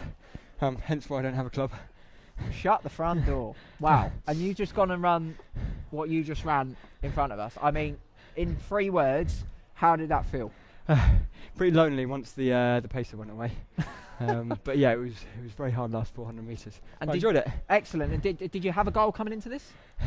Yes, like all lockdown, it's going sub 16. So this is a nice one to do it in. Excellent. Well, congratulations from all of us here. James Ramsey, you are the winner of that race there. I'm going to award you with a box of 0% alcoholic beer from Days, one of the sponsors of tonight. Thank you very much, James, for racing, and good luck with the rest of the season. Brilliant, thank you very much. Non-alcoholic beer will be just right for my pregnant girlfriend. Fantastic, James. Have a good evening, mate. Cheers. So this next race, ladies and gents, has gone off. We've got a clock on it, and I'll run through the runners as they come round for you. And I can already see that we've got a different couple of clubs starting to feature now. We've obviously got the Herne and Belgrave, but I can also see a few Kent athletes in there. We've just in front of us, celebrity spot. God, this is amazing. I should call Daily Mail. We have the British champion, Steph Davis, who is going to the Olympic Games for the marathon, just in front of me. Definitely going to shout her up later for a selfie. Trust me. Is that Angus Butler? Angus Butler, who is wearing the Herne Hill vest, will show you his bid number as he comes round. But that is Steph Davis' training partner, so obviously she's down here supporting tonight, which is great to see. But yeah, as I say, this pace tonight on this race is 15:30. Yeah, so we're looking at about 74s per lap. Love that.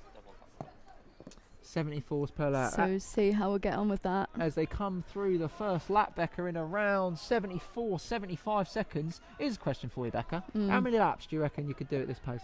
74s at the minute. I don't think I could do one. Oh, come on. You're not back yourself, surely. Surely you could do one. An 800, that is genuinely it. So we've got a few athletes that we need to talk about in this race as they come round to the 600 metre point. One athlete that I do want to talk about is the under 17 runner in this from South London Harriers, Christo Chilto. He's got a PB over the park run of 16:40 done in 2019, but obviously that was a little while ago. He's making his debut over the 5,000 metres today. He's got a 1,500 metre PB of 4:12, coached by Guy Holden.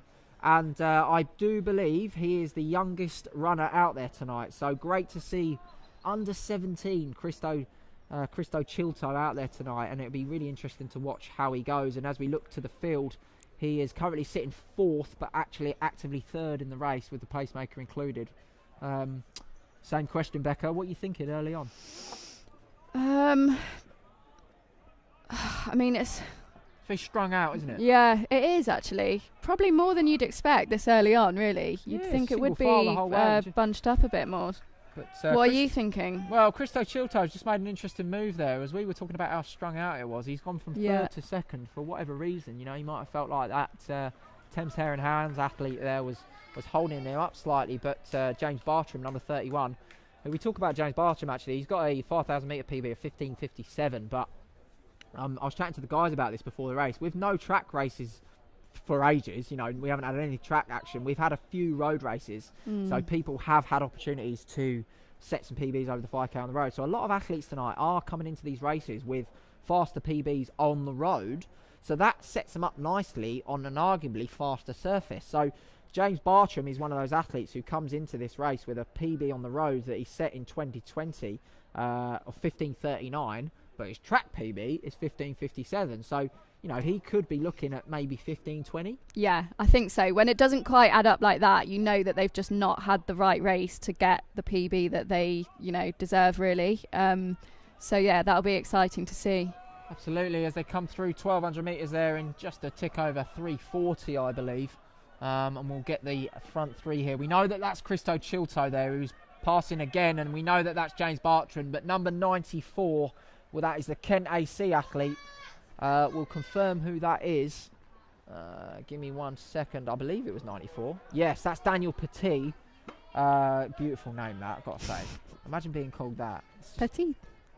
creme de la menthe from names, that is. So Daniel Petit is our leader, tucked in behind the pacemaker, number 94, Kent AC, as I said, and he's got a 5,000 metre PB of 15:47, but that was 3 years ago. So another athlete that could smash his PB tonight, and who knows? I think this was the thing, wasn't it? Like when we were getting ready for this race and we're doing our research, and because very few people had, I mean, as you said, a lot did road races, but there really weren't that many track races last year to get them in. So a lot of the times when we're looking at results and what form people are in, you just don't know, because taking someone's race from 2019 at this point is almost irrelevant, you'd say. No, you're absolutely right. It's a very relevant point you make. I mean, the research that we've done on the athletes, we've had to really take with a pinch of salt, because a lot of these athletes haven't raced for so long. And who knows what they've done in that time. We've had athletes that have lost motivation, we've had athletes that have found motivation, we've had athletes that have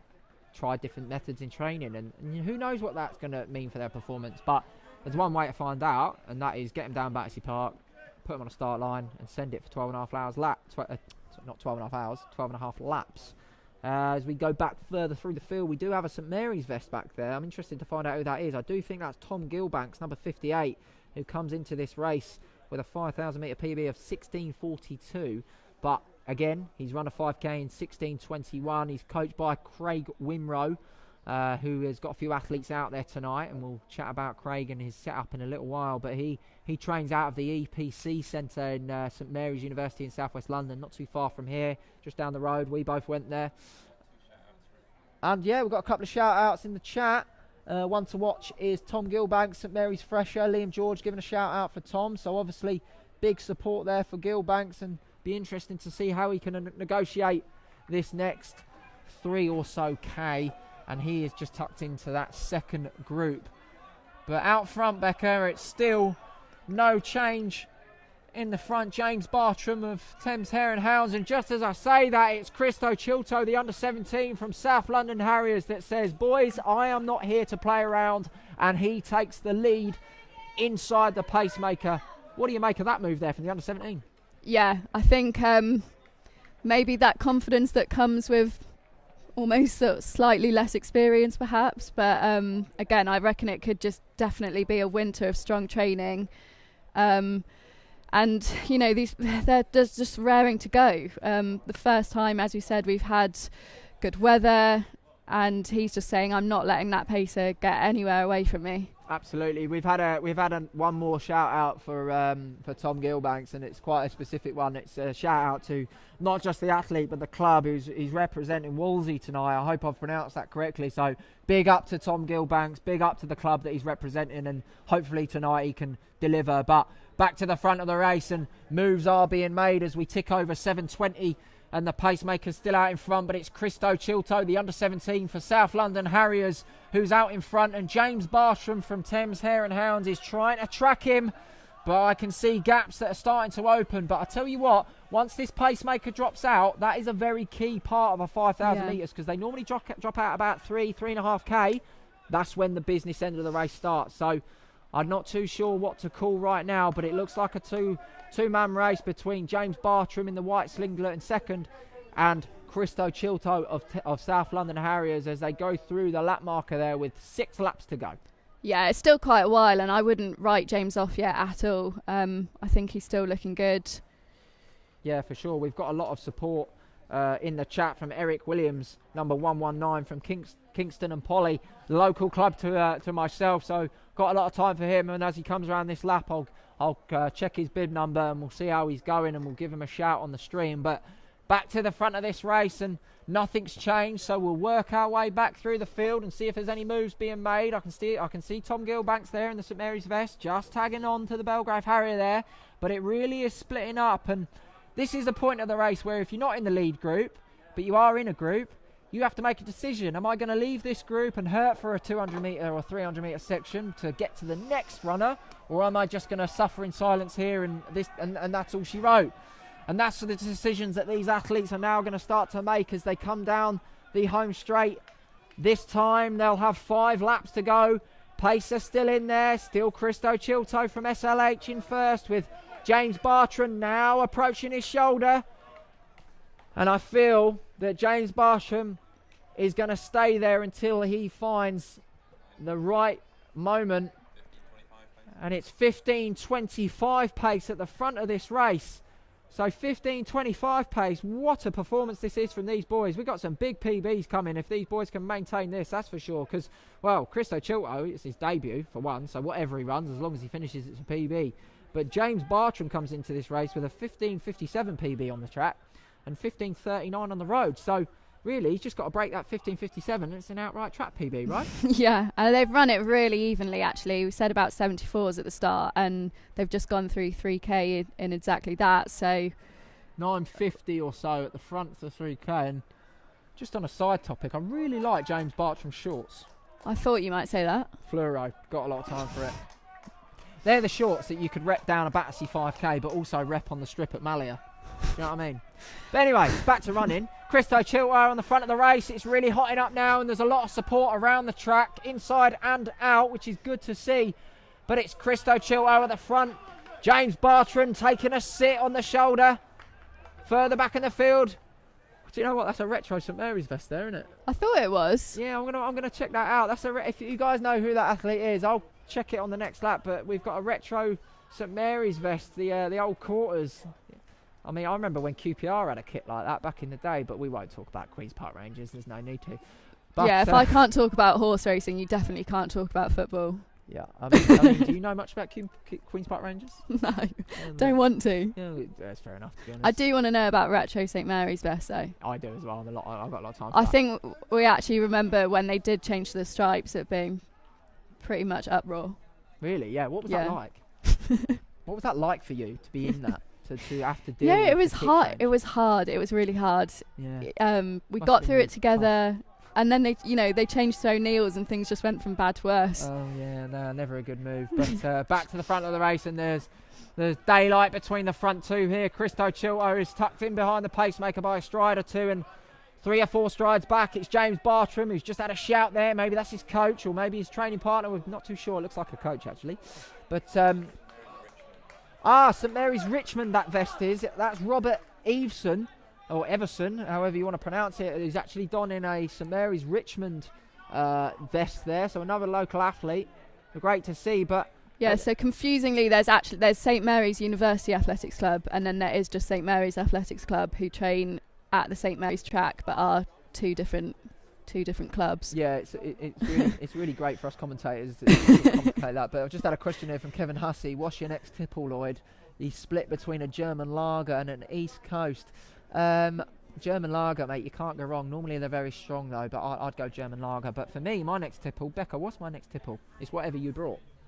Yeah, what I bought for you. She's punk basically IPA. I'm sandbagging drinks off her because I didn't bring enough. Classic lad from Luton. I'll have one of those Brewdog Punk IPAs. So that'll sort me right out. So There you for go. me, Kevin, and IPA fans, we've got a Brewdog IPA.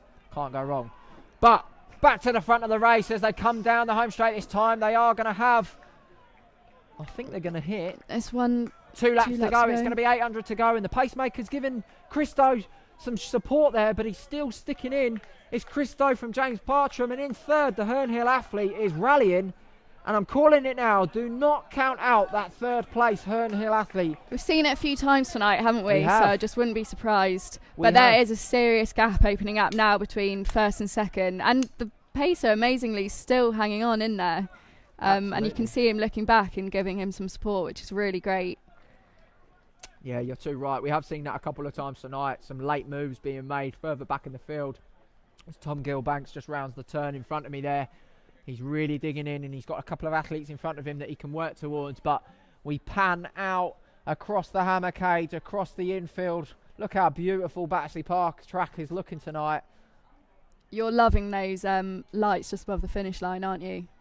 Yes, I am, yeah. It reminds me of the fairground as the camera just pans past Tom Hook there, very famous photographer in southwest London. If you know, you know. Follow him on Instagram. He is unbelievable at taking photos. And back to the front of the race. Now it's hotting up. 500 metres to go, and that gap between Christo It's closing Chilto, again. it is closing between the under 17 there, and James Bartram from Thames Hare and Hounds is closed it pretty much to 1 metre. Is he going to go straight past or is he going to hesitate? What would you do? Do you know, if you can, don't even give him a second to try and hang on to you. Just go for it, because, you know, it's not very good sportsmanship, but you don't want him to let you think that you still got a chance. No, you're so right, and he does exactly that. He must have heard Rebecca Howard in his ear, because James Bartram goes through in 14-16, and he has taken the lead and He's stretched hanging it. on though. He But is. He's responded. He is. Christo Chilto has responded and stuck on his shoulder. Does the young gun, the under-17, have the legs? And as I say that, 300 to go, Christo Chilto pulls out into lane 2 and passes James Bartram. And it's now Christo Chilton that's going to put on the afterburners with 200 metres to go. On the clock is 14:50 unofficially. We could be looking at a 15:25 clock in here if they can close strong. It's Christo Chilto from James Bartram, 150 to go.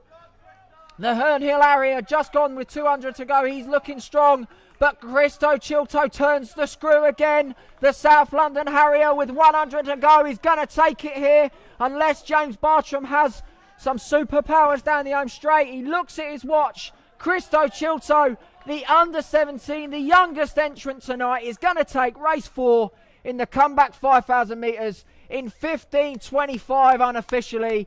James Bartram for second in 15:28. What a race. Nick Buckle coming down the home straight. Herne Hill for third. St Mary's and Richmond coming through in that iconic singlet for fourth in 15:40. Long time third place. Kent AC athlete in 15:47 as the rest of the field now pile in. But I think for the athletes, striving to those headlights is almost like a light at the end of the tunnel sort of side. Do you know what I mean?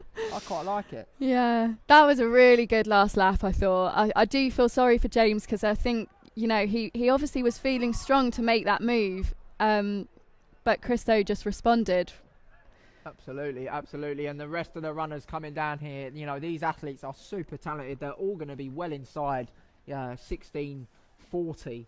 Most of these athletes running inside 16:30, bar the Belgrave athlete just coming down now. But I mean, to be able to just pop out a 16:45k, you know, there'll be a lot of people that are watching this that could only dream of that. You know, it's fantastic ability from these athletes, and it's great to see. And you know, it's only going to get faster, because the next race, we're not messing about, I'll tell you that. We've got some fantastic athletes in this next race, and we are starting to approach, in these open graded races, that 14-minute barrier. And before we head over to that, we're going to run through a few results. In race 2, the 17-minute race, we had Owen Brady from Herne Hill, who we had up here, take the win in 16:34. Josh Pewter from the same club in second in 16:40. Frederick Levi ran 17:14. Ben Hurley from Belgrave 17:18, and rounding off the front 5, we had Richard Gayton from the Fulham club in 17:29.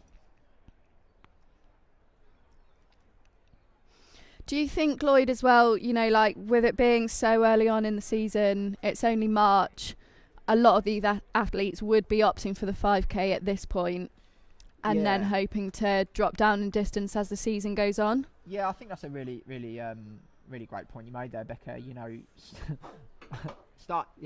once you turn a certain age, you need a few races to get the legs going. You know what I mean? It's not like you're 17 again and you can pop out a PB on your first race every season. And sometimes you need to get rid of that winter rust. And you know, think of how much rust and cobwebs has got to be blown away tonight after not racing the track in year and a half? Maybe a year for some people, depending on what access they had to races. So, you know, cobwebs are going to be blown away tonight, and I have no doubt that a lot of the athletes tonight are going to come away from this and say, you know what, bloody hell, that was really hard, but I can't wait to go and do it again. And that's what it's all about. To be honest, I have so much respect for all of them, because the fact that they're here, they have been working through this whole, I don't even want to say the word, but pandemic. Absolutely.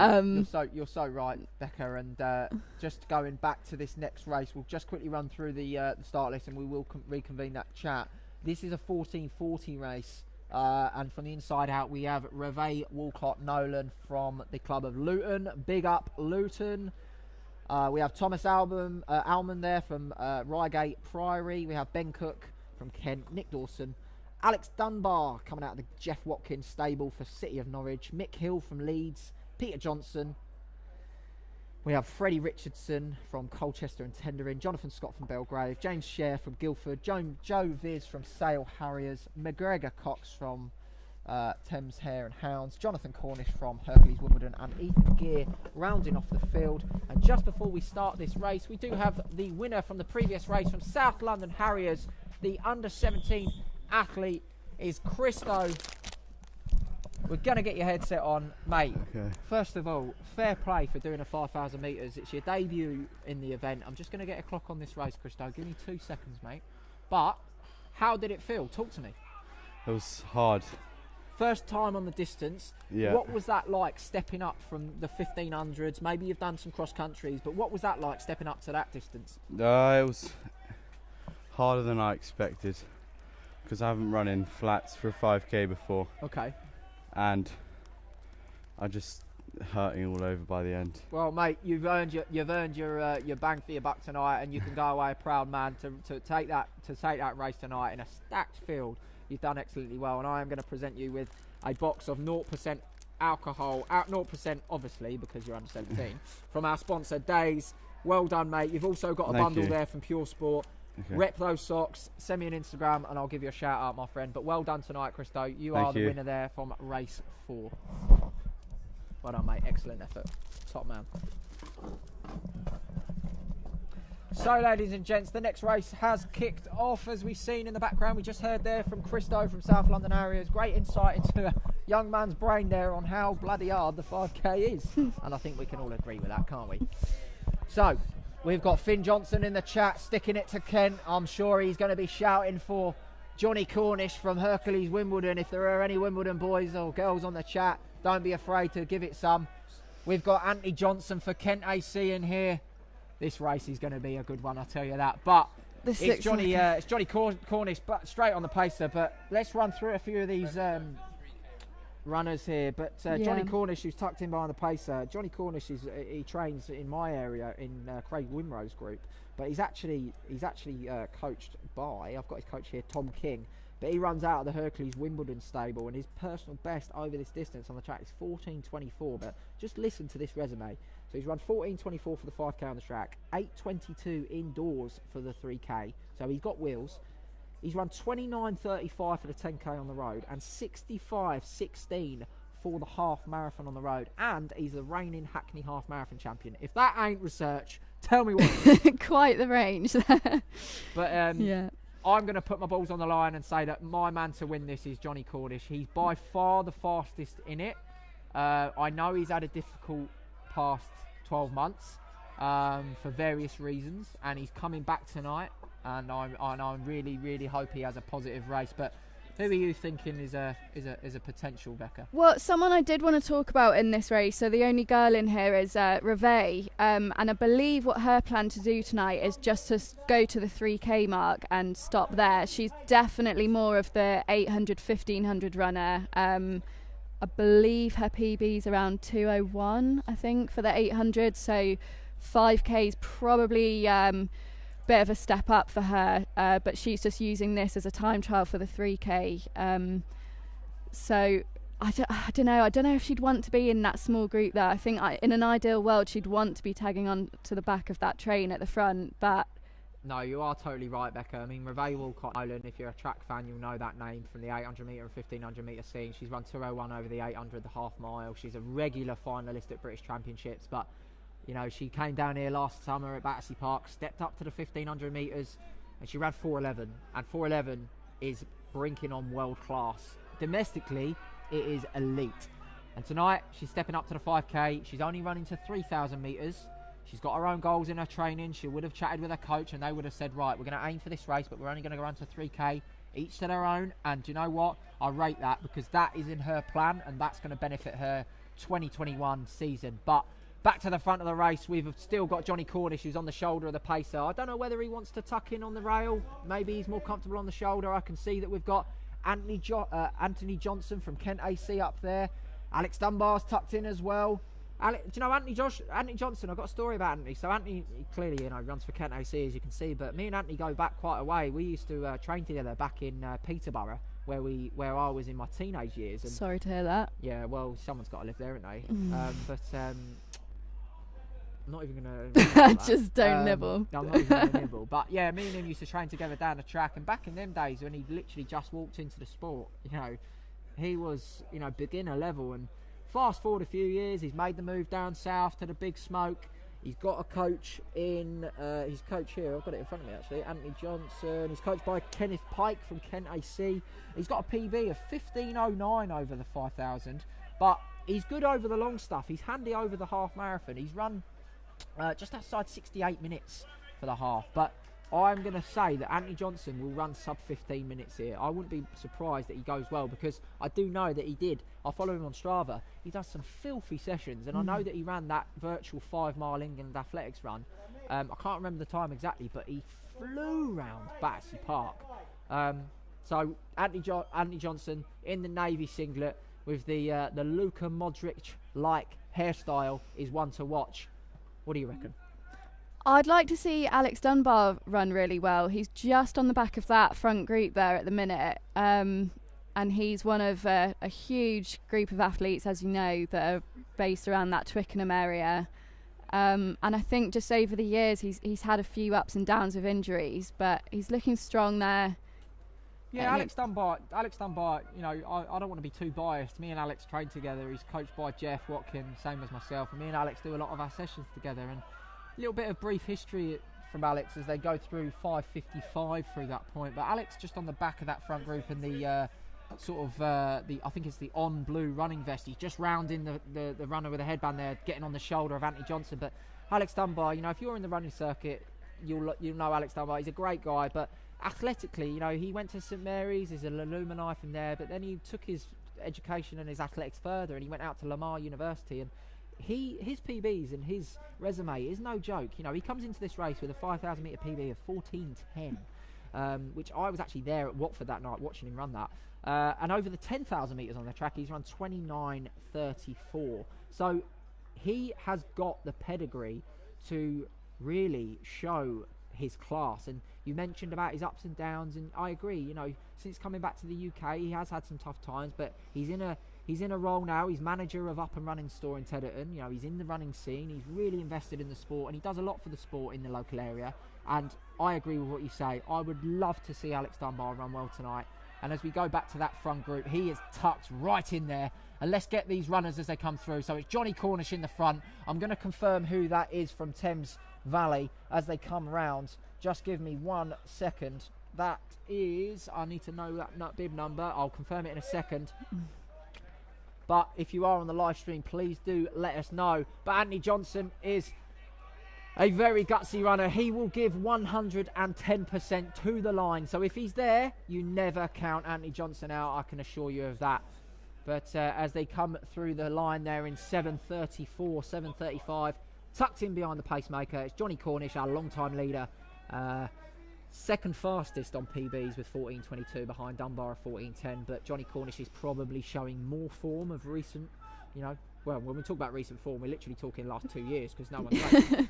But Johnny Cornish is starting to stretch it a little bit now. What do you think, Becca? It does seem like that, yeah. I don't know. That's still a tight group, I think. Do you know, I was looking, I think as these races are getting faster and faster, I'm noticing a few of these Nike Dragonfly spikes. They're showing up. What are Nike Dragonfly spikes, Becca? Oh, I don't know. Yeah, controversial topic. But yeah, it's a big debate, isn't it, at the minute? Some people are very quick to say how against them they are. Absolutely. Nike Dragonfly spikes, I've got a pair at home. I haven't worn them much, which is a shame. But yeah, fantastic shoe, and it shows where the sport is going with innovation. Yes, they give you an advantage. Yes, they do. I'm just going to get a split as they come through the finish line here in 8:45. Bang on the 3K split there. So we wanted 70-second. We want 70-second laps, which is 14:40 pace. Reve Walcott-Nolan has got 100 metres to go for her 3K, and we're going to get a split for her. She wanted 9:10, and it's going to be so close, but I think Reve is going to be bang on the money. Got it. Reve Walcott-Nolan coming down for 3K, 9:08, 9:09.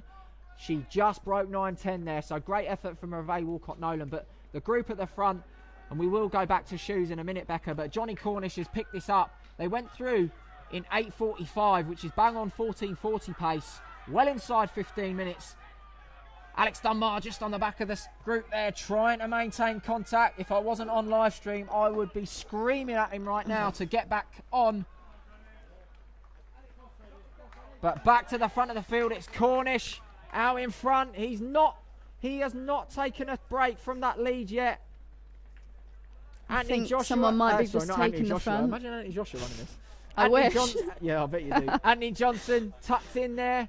The athlete in the Thames Valley, no, sorry, not Thames Valley. I think that's a Cambridge Uni vest. Correct me if I'm wrong. That might be Joseph Massingham, but it's hard for us to tell from here. But as I say that, they go through the finish line, and Anthony Johnson has taken the lead. And this is what I wanted to see. I wanted to see Johnson take it on and see what he can do to these athletes. And Johnny Cornish has now got to rely on that 14:22 strength to stick with it. What do you reckon? Yeah, it's definitely down to a 3-man race, maybe even 2, but too early to say probably.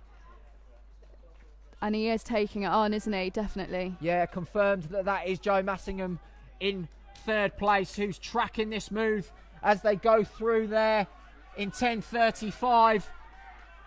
It's Anthony Johnson from Johnny Cornish and Joe Massingham in 3rd.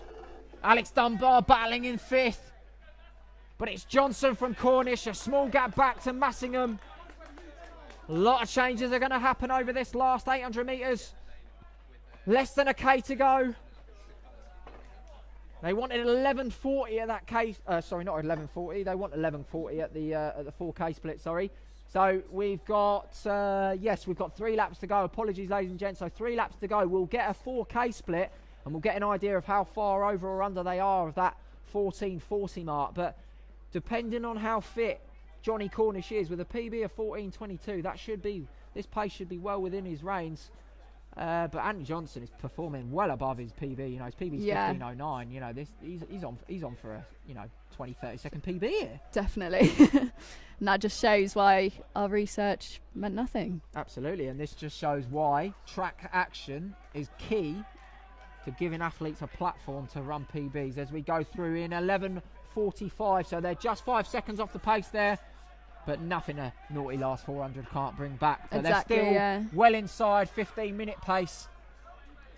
It's Anthony Johnson rounding the turn. He's going to come down to the finish line with 2 laps to go. It's Johnson from Cornish, our long-time leader, and Joseph Massingham has now made contact. He's now got on the shoulder and he can take a sit. And similar to cycling, ladies and gents, when you get that position behind the runner in front of you, you can sort of save some energy. You can almost mentally just relax a little bit as they go through with 800 to go in about 12:21. So we're probably looking at about 14:45 pace, but stranger things have happened. If they can bring home in the last 400 metres, we could be looking at a sub 14:40 clocking. Who knows? But they're bunching at the front. It's Johnson from Cornish and Massingham is just taking a sit there, as I said, and he's not doing a lot there, but that could be his race plan. Cornish he's getting the itchy feet. He's coming up on the shoulder of Johnson, approaching 600 metres to go. No change in the order. Johnson, Cornish, Massingham checking on the time. 12:58 there. Could be looking at more 14:40-ish as Cornish comes up onto the shoulder and goes past Anthony Johnson with 1:50 to go. But is Johnson going to hold the curb? No, he's not. He's going to give the lead to Cornish. Massingham follows with 500 metres to go. It's now Cornish, our long-time leader. Massingham on the outside and Johnson taking a sit in behind the 2.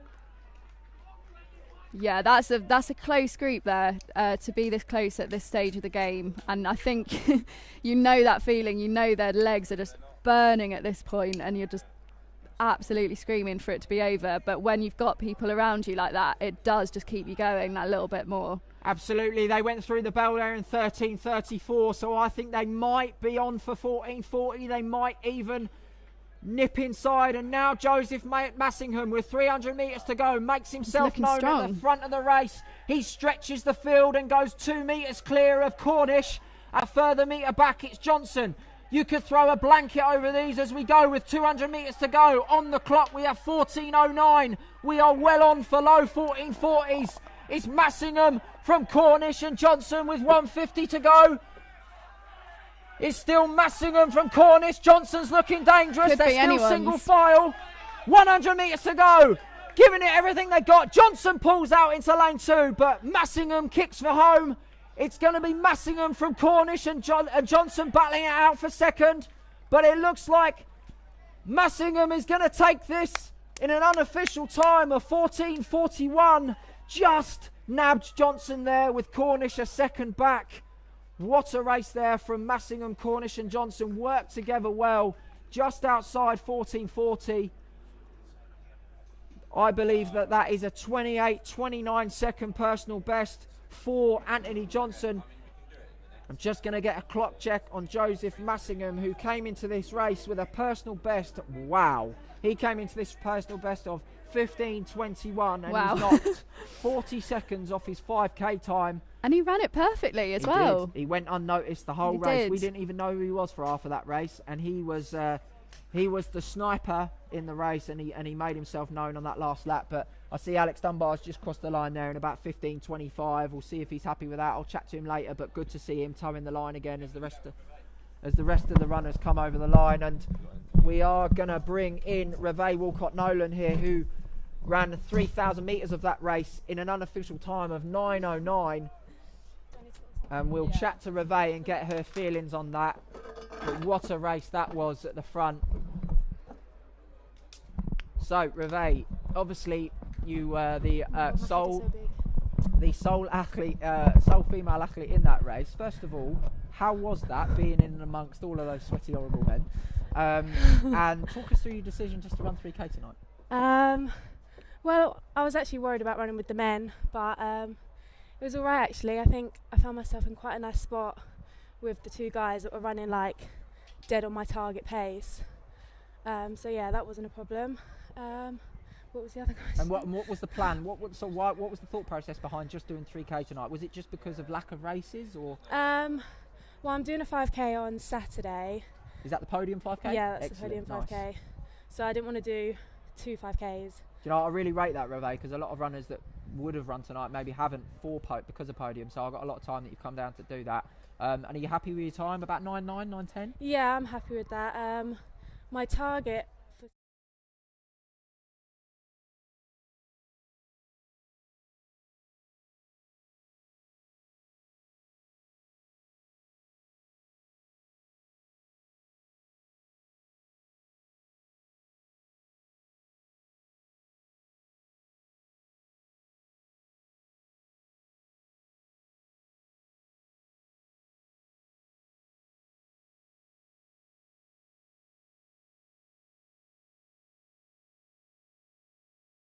Coming down tonight. Thank you. No problem.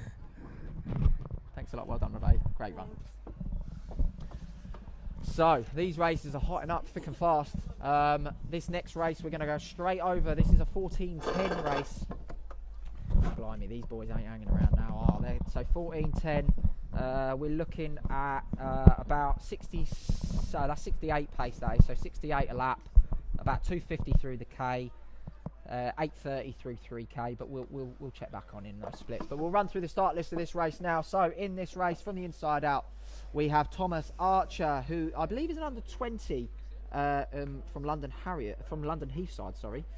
We have Ewan Campbell from Belgrave Harriers, Jeremy Dempsey from Shaftesbury Barnet, Matt Dickinson, Dylan Evans from Shaftesbury Barnet, Andrew Fife from Edinburgh AC, Mohammed Hashi from Ealing South Middlesex, Daniel Mulryan from Thames Valley Harriers, Will Mycroft from Cambridge and Coleridge, Will Stockley from Belgrave, Chris Thomas from Thames Valley Harriers, Miles Weatherseed from Tonbridge, and Rob Wilson, the Sawman, from Highgate.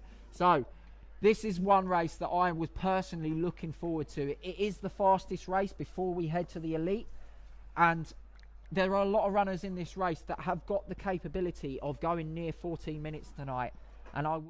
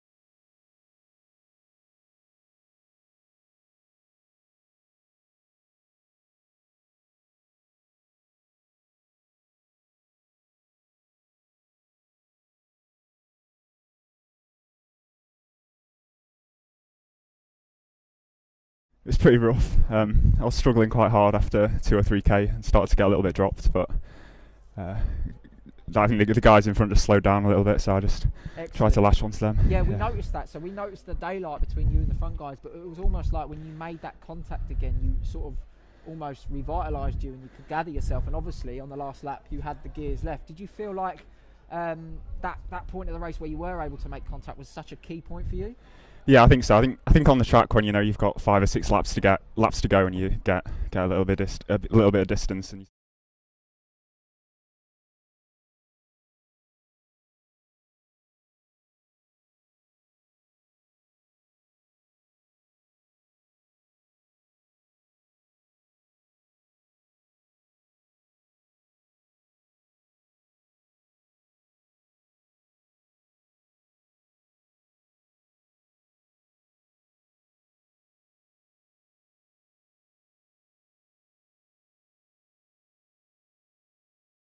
Of Massingham. Thank you. And we are going to kick straight on with this next race as the 14:10 race kicks off.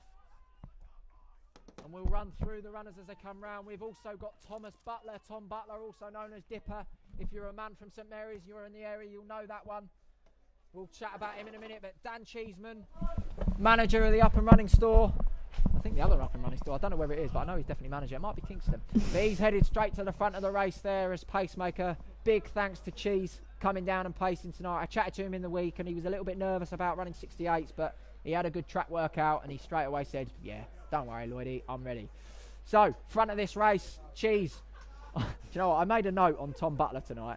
I'm not even joking, on my notes I made a note and I said, I guarantee Tom Butler tucks in and takes the lead, and lo and behold, he's taken the lead. He's a very gutsy runner. We spoke about James Rhodes being gutsy. We spoke about Anthony Johnson giving 110%. Tom Butler epitomises the N'Golo Kante of the running world. He is an absolute workhorse. His day is never done as they come through 400 in a tick outside 67 seconds. So well on the pace. Tom Butler leading the race there. I can see Jeremy Dempsey, Ewan Campbell and a few other runners. Daniel Mulryan, Will Stockley, Mo Hashi further back in the field. Will Mycroft bringing up the rear, but just back to Tom Butler there. He's got a couple of strides gap on the Edinburgh athlete Andrew Fyfe, but I mean, I don't know about you, Becca, but I just love a runner that is gutsy. Yeah, it's such a good story, isn't it? Yeah, it's the underdog. It's like we were saying about Tomo earlier. Everyone loves to see it, and I think again, like with the pacer, it just helps so much. We're wanting 68, 67s here, and that's exactly what they went through in. I would say though, these races are being seriously strung out very early on. I mean, that is literally a one-man train at this point. Absolutely, no, you're so true. And that first lap came through in 67 seconds. Obviously, the pace we want is 68, so it's fine. It's only a second. Don't have a heart attack about it. It's only a second, as I say, and they can bank that time early on. But the order hasn't changed. It's still Tom Butler from Andrew Fyfe. I think that's that was 2:17. Through the halfway mark there, so just a 69 second lap, but I think that's Andrew Fyfe from Edinburgh in second and Jeremy Dempsey in third. I believe, I will confirm, that's number 53 on the bib. It might not be Jeremy Dempsey actually, just give me a sec. But Becca, who do you think's looking comfortable so far? Yeah, it's hard to tell when they're all strung out like that. Yeah. We know Ewan Campbell as well, I think is in fourth at the minute, is another strong one to look out for. Absolutely, yeah. That's actually Dylan Evans in third in the Shaftesbury vest, not Jeremy Dempsey. So it's Butler in first, Andrew Fyfe in second, and Dylan Evans in third, with Ewan Campbell just tucked in behind him. Going back further through the field, Will Stockley in the Belgrave vest. He's based out of St Mary's, coached by Craig Wimrow. Will Stockley comes into this race with a personal best over the 5,000 of 15:26, but he ran some filthy virtual time trials during lockdown over a variety of distances as they come down to 1,200 metres in a tick outside 3:26 for Butler on the front, and the rest of the field all going through in 3:30. Rob Wilson there, head of marketing at Saw Running, one of our sponsors, just going through in 3:34. Hopefully Rob can have a good experience out there tonight. But still Butler from Fyfe, from Dylan Evans, from Ewan Campbell, from Miles Weatherseed, from Jeremy Dempsey, from Daniel Mulryan, from Will Stockley, There are your leading runners so far, Becca. Yeah, Butler does look incredibly, on it. He's barely off Cheeseman's heels at the front there. Absolutely, and one athlete that's really key to watch out for is Samuel Gebrselassie. He's just off. Let me just look as they come round. He's just in that second group there. He's wearing the lycra shorts and the orange racing flats. We'll get his bib number as he comes down. I think he's number 57. And a runner to watch out for in this is the Thames Valley Harrier athlete. Number 122 is Oliver Barbaressi. When they come around this time, I'll get a position for him. He's run 14:21, so he's one of the faster athletes in this race as they come up to the 1600 metre mark in 4:35 for the front of the field there, and I can just see Will Stockley and Samuel Gebrselassie bridging that gap to Daniel Mulryan, but Jeremy Dempsey's currently sitting in about 7th place now in the royal blue and sky blue singlet, just tucked in behind Miles Weathersea, and he's my athlete to watch because he's probably the fastest athlete in the race on raw speed. He's got a great kick. He's run 3:45 over the 1500 metres. He's been a very decorated domestic 1500 metre runner for many years across the junior age groups, and he looks like he might just be trying to move through that pack a little bit. I think he was just moving out slightly into lane 2 there, so interesting to see the move he makes, and it's actually interesting to go to sort of some history of Jeremy Dempsey. So he's obviously, as I say, he's got massive accolades over the 1500 metres, but he was 4th at the National Cross Country Championships in the under 20 race last year, in a race that Josh Lay was in. Some unbelievable talent. So to run the race he did there shows that, yes, I can run fast on the track, but I've got the strength too, and that is the perfect makeup for a 5,000 metre runner as they go through that split there in about 5:46. One athlete I really wanted to see do well tonight is Mo Hashi. If you're in the southwest London area or just the running scene in general, you should know Mo Hashi's name. He is a man of the people. He's a great advocate for the sport. He's an absolute legend of a man, and I really want to see him do well as I see Gemma Kersey, one of our elite women, just warming up in front of me. But 2 races now splitting up into this. It's almost a race of 2 races, if you like. The front group headed by Tom Butler, our long-time leader, and finishing that group is Daniel Mulryan, and Samuel Gebrselassie is trying to bridge that gap, and it looks like he is. But yeah, he's made a good move there from his teammate to try and, it's like we said, that certain points in a race you have to make a conscious decision, not just let the race run away from you. And he has taken charge to get on the back of that group, and he's well up in there now. Fun fact for you, we just had some content coming in on the live stream from Rob Wellesby that, fun fact, Andy Fife, the Edinburgh athlete who is currently sitting in second place behind Tom Butler, he prepared for this race actually on a diet of Frubes and Monster Munch. So any nutritionists out there that are watching, you may not have read the recent articles on the power of Frubes and Monster Munch, but there you go. Andrew Fife, proof in the pudding, second in the comeback 5,000 metres, as Dan Cheeseman, fantastic job pacing there, drops out, and Tom Butler now takes the lead. And this group of 7 or 8 or 9 athletes headed by Tom Butler, bringing up the rear of Sam Gebrselassie at the rear of the group, is really interesting as they hit 5 laps to go, I believe that is. I think it's 5. Interesting content and insight there we just had from Steve Gardner. We'll chat about Steve Gardner after this race actually. I'm going to embarrass him. But Sam Gebrselassie first track race. Great to see. Not bad. I believe that he only started running in lockdown last year, so to come down here after he's had 18 months running experience, and he's in the second fastest race tonight. I really want him to stay on that group. It looks like he might be starting to get detached from it, but I really want him to just stay on that. Remember that name, Samuel Gebrselassie. When they come through the finish line this time, we'll get a split for 3K. We're looking for 8:30, but just take a minute, ladies and gentlemen. Just take a second to have a look at the screen and see what you're seeing right now. I'm seeing track and field action back in the UK, and I, for one, am so happy to see it back on our screens. Hopefully, the world is going to return to some normality, and hopefully, in June, after the lockdown ends in the UK, we can welcome you back to this track to watch as they come through the 3K split in 8:40 on the nose. So about 10 seconds down on 14:10 pace. So we're looking at about 8:20, 8:22 at the front of the race, which is still well respected times over 5,000 metres. Now, Tom Butler, Becca, I know him personally. He will lead this race and kick off at the front and will not even blink an eyelid. What do those other athletes in that race need to do to beat him from here? I mean, if they're on their times, which there's no need to be really, then they would know that they are slightly off the pace. So maybe it is someone's to take on from here. I think 14:10.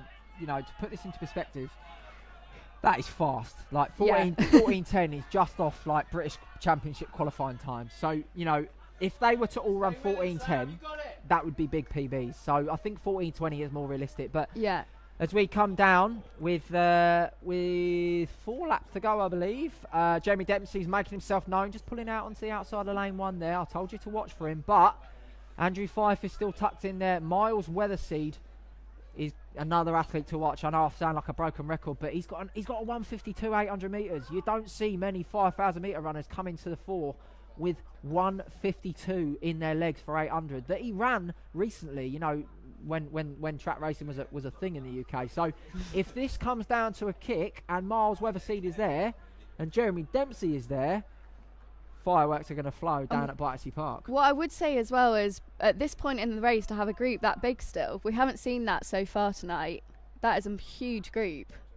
Absolutely. We just had an interesting fact that Tom Butler is not so good at chess. Thank you so much, Harry Mitton. I'm really thankful that you brought that to our attention, because that's great insight. Any other fun facts of the runners? Don't be That's the the content we're asking for. Jeremy Dempsey's apparently awful at card games, and do you know what?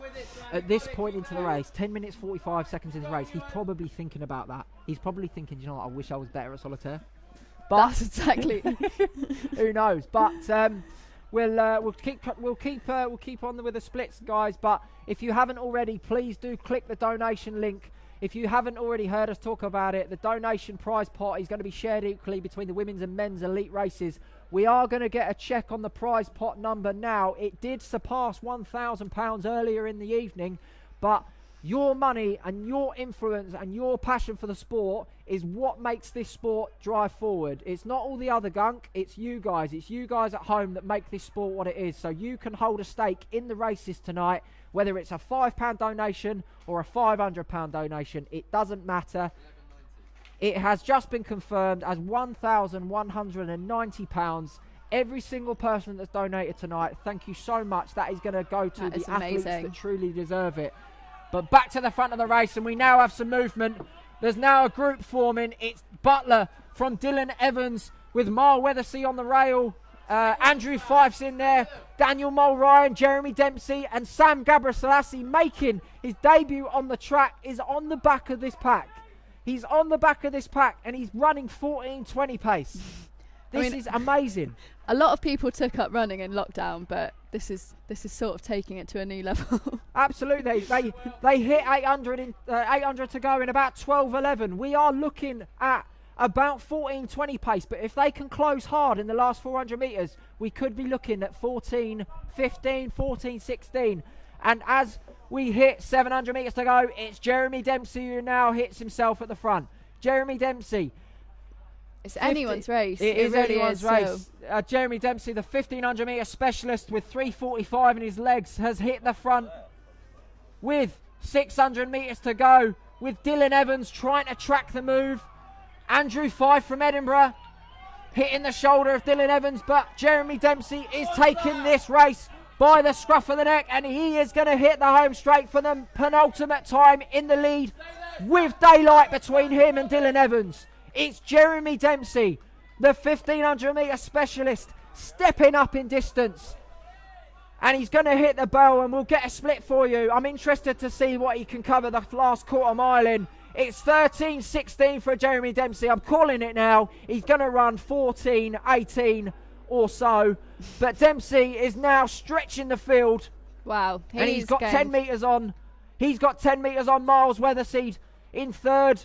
I think that's Dylan Evans battling just in front of Miles Weatherseed. Daniel Mulryan is battling as well. And we go back to Sam Gabriel-Selassie and our long-time leader, Tom Butler. But back at the front, it's Dempsey who's striding away, 13:47 with 200 metres to go. But look at Andrew Fife from Edinburgh AC. He's rallying in second, and he's gunning down Dempsey with 150 to go. It's Dempsey clear from Fife. Can Dempsey hold on? What does he have in his legs? 100 metres to go, 14:03 on the clock. It's going to be Dempsey from Fife, Weatherseed and Dylan Evans battling out for third. But Dempsey's going to take the race here in an unofficial time of 14:17. I weren't far off, was I? Andrew Fife, 14:20. Weatherseed and Evans, 14:22. Daniel Mulryan, about 14:24. And Sam Gabriselassie, his debut track race, has broken 14:30. Write that name down.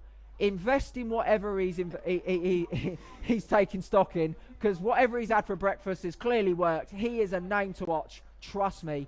As the runners come down the final straight, I can see Will Stockley there from Belgrave coming over the line. He's going to run a huge personal best of 14:52. Mo Hashi is coming down now, the fan favourite. What a race this was. Unofficially on the clock there for Mo Hashi, just a tick outside 15:05. And Rob Wilson, the head of marketing for Soar Running, one of our sponsors tonight.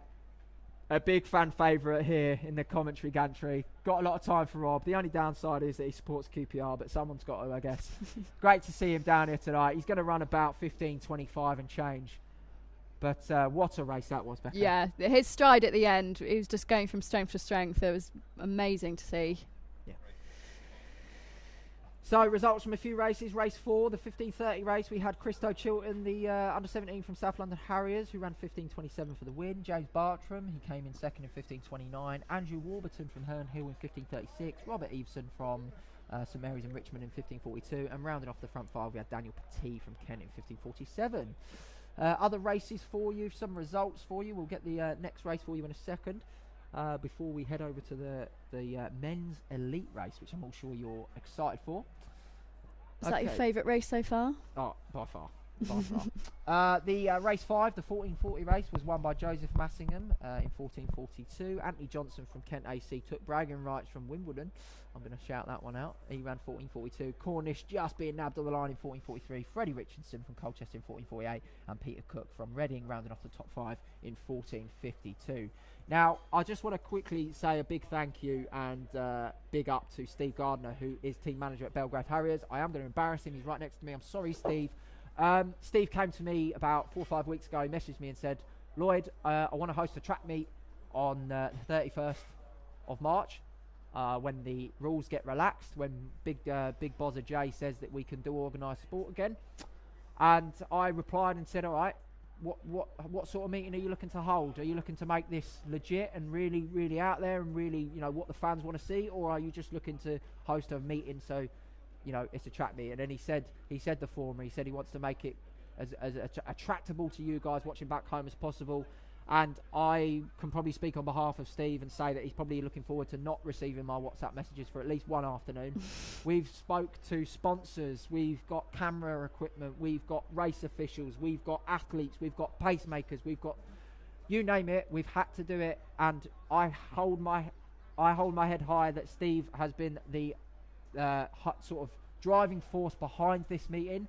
And without people like Steve, this sport wouldn't be able to happen. So big up to Steve, big up to all of the volunteers and officials down here tonight, and big up to you guys watching back home. I've said it more than once tonight. Without you, this sport is struggling. Without you fans watching it, telling your friends about it, telling your neighbours about it, this sport is struggling, and we need you fans to spread the awareness, because look how fun it is, look how good it can be, and look how much fun we're having. This sport is marketable, this sport is attractable, but only if it's shown like this, only if people know about it. What do you reckon? Yeah, I think there's so much talk at the minute. Like, you hear it so much in America and so much here, and what can we do to the sport? Why can't we make it more popular? And I think for a lot of people, the turning point was the night of the 10,000 PBs, and people saw how good it can be, and the fact that you had, you know, just members of the public walking by and going, well, what's all this going on? We know how good it is because we love it, but everyone can see that, and it does just take, I'd say sponsorship is such a big part of it, as you've mentioned tonight. But absolutely, Becca, you're so right, and we're going to head over to the men's elite race now. Hot anticipated race. We did bring the start list up on the screen, but I'll quickly run through them for you. So we've got Rory Leonard, Jack Goodwin, Owen Hind, Henry McCluskey, Phil Norman, Mohammed, Adam Clark, Nick Gulab, Dominic Nolan, Kieran Riley, Jonathan Escalante Phillips, Owen Pearce, Ricky Harvey, Freddie Carcass, Joe Arthur, and that rounds off the field tonight on a hot anticipated men's elite race. Now, there's a lot of info we need to get through with some of these athletes. Some of these athletes' accolades are as long as my right leg, but I'll tell you what, it's going to be a hot race, and we are away in the men's elite race of the comeback 5,000 metres. And as I said earlier in the night, do not adjust your TV screens as both our pacers go to the front of the race. And I've got to say, big up to Dan Cheeseman. He wasn't down to pace this race tonight, and he was nervous about pacing the previous race, but he stepped up and he's pacing this race too in front of our actual pacemaker, Archie Davis. So we will go through the field as they come through these, but just before we do, we're going to bring in Jeremy Dempsey, who won that previous race in a new personal best of 14:18.81, the Shaftesbury Barnet Harriers athlete. Jeremy, I spoke about you a lot during the race, about how dangerous you would be over that last 600 because of your pedigree over the 1500. Were you always confident that you could kick home hard? I like to think I got a bit of a kick when it counts, but I was not confident at all. First race of the season, haven't tried a 5,000 metres in over a year, haven't run a good one yet, so it's a surprise. I think tonight goes down as a good race, mate. 14:18. You know, did you have a time in mind? Honestly, my PB was 14:44, so all I wanted to do was just have a competitive race, and hopefully the time would come, and it did. That's excellent, Jeremy. Well, thank you so much for coming down. I wish you the best of luck for the rest of your season. Thanks very much, and thanks for the whole event. No problem at all. I'm going to award you with a box of 0% beer from our sponsored days. Enjoy that, my friend, and have a safe trip home. Thank you very much. No problem. So, ladies and gents, back to this race. We are 1 minute 41 through 600 metres, and our two pacemakers are off the front. I was a little bit fearful that the race, the runners wouldn't go with the pace. Unfortunately, when you do tie in hundreds of pounds for a win, you do fear runners not going with the pace, because we've got runners in this race, ladies and gents, that have run well inside 14 minutes, and we'll run through them as they come past. And for them tonight, a win doesn't really do a lot for them, but 700 quid, that does a lot for them. So as they come for 800 metres, they're about 2:15, and the paces have slowed up so that the field can catch up.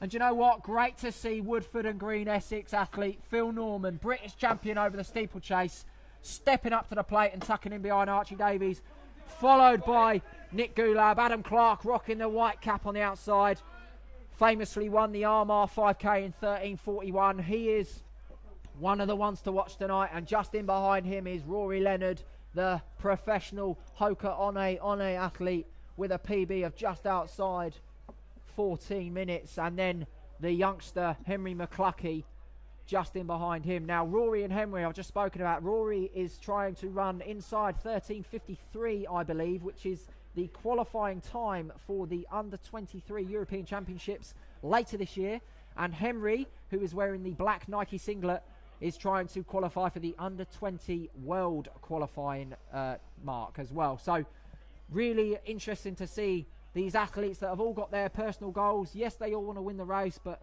fundamentally they want to run fast and get times. As we go through the first K there, sorry, that wasn't the K mark, I must have missed that, apologies guys, but we go through there 1200 in about 3:24. Who's your money on for this one, Lloyd? I got asked this earlier on Instagram, and I didn't want to answer it because some of my training partners are in the race, and I didn't want to affect their sort of mental preparations, but Adam Clark does not race unless Adam Clark is fit, and I can confirm that Adam Clark is in shape. I mean, he's going to be hard to build. He's going to be hard to beat tonight. We've just surpassed 1,100 viewers, guys. This is great to see so many people from around the world watching. But Adam Clark's going to be hard to beat. I feel that if it is slow, as I feel it is, and Adam has control over the last 800 metres, I think that with his 1500 metre PB of 3:38, someone's going to have to pull something serious out of the bag to beat him. But the other man to watch is Nick Gulab. It's his home track, it's his home club. He is in filthy shape. He ran a Battersea Park segment record of 7:32 around here, which is 2:39 a K.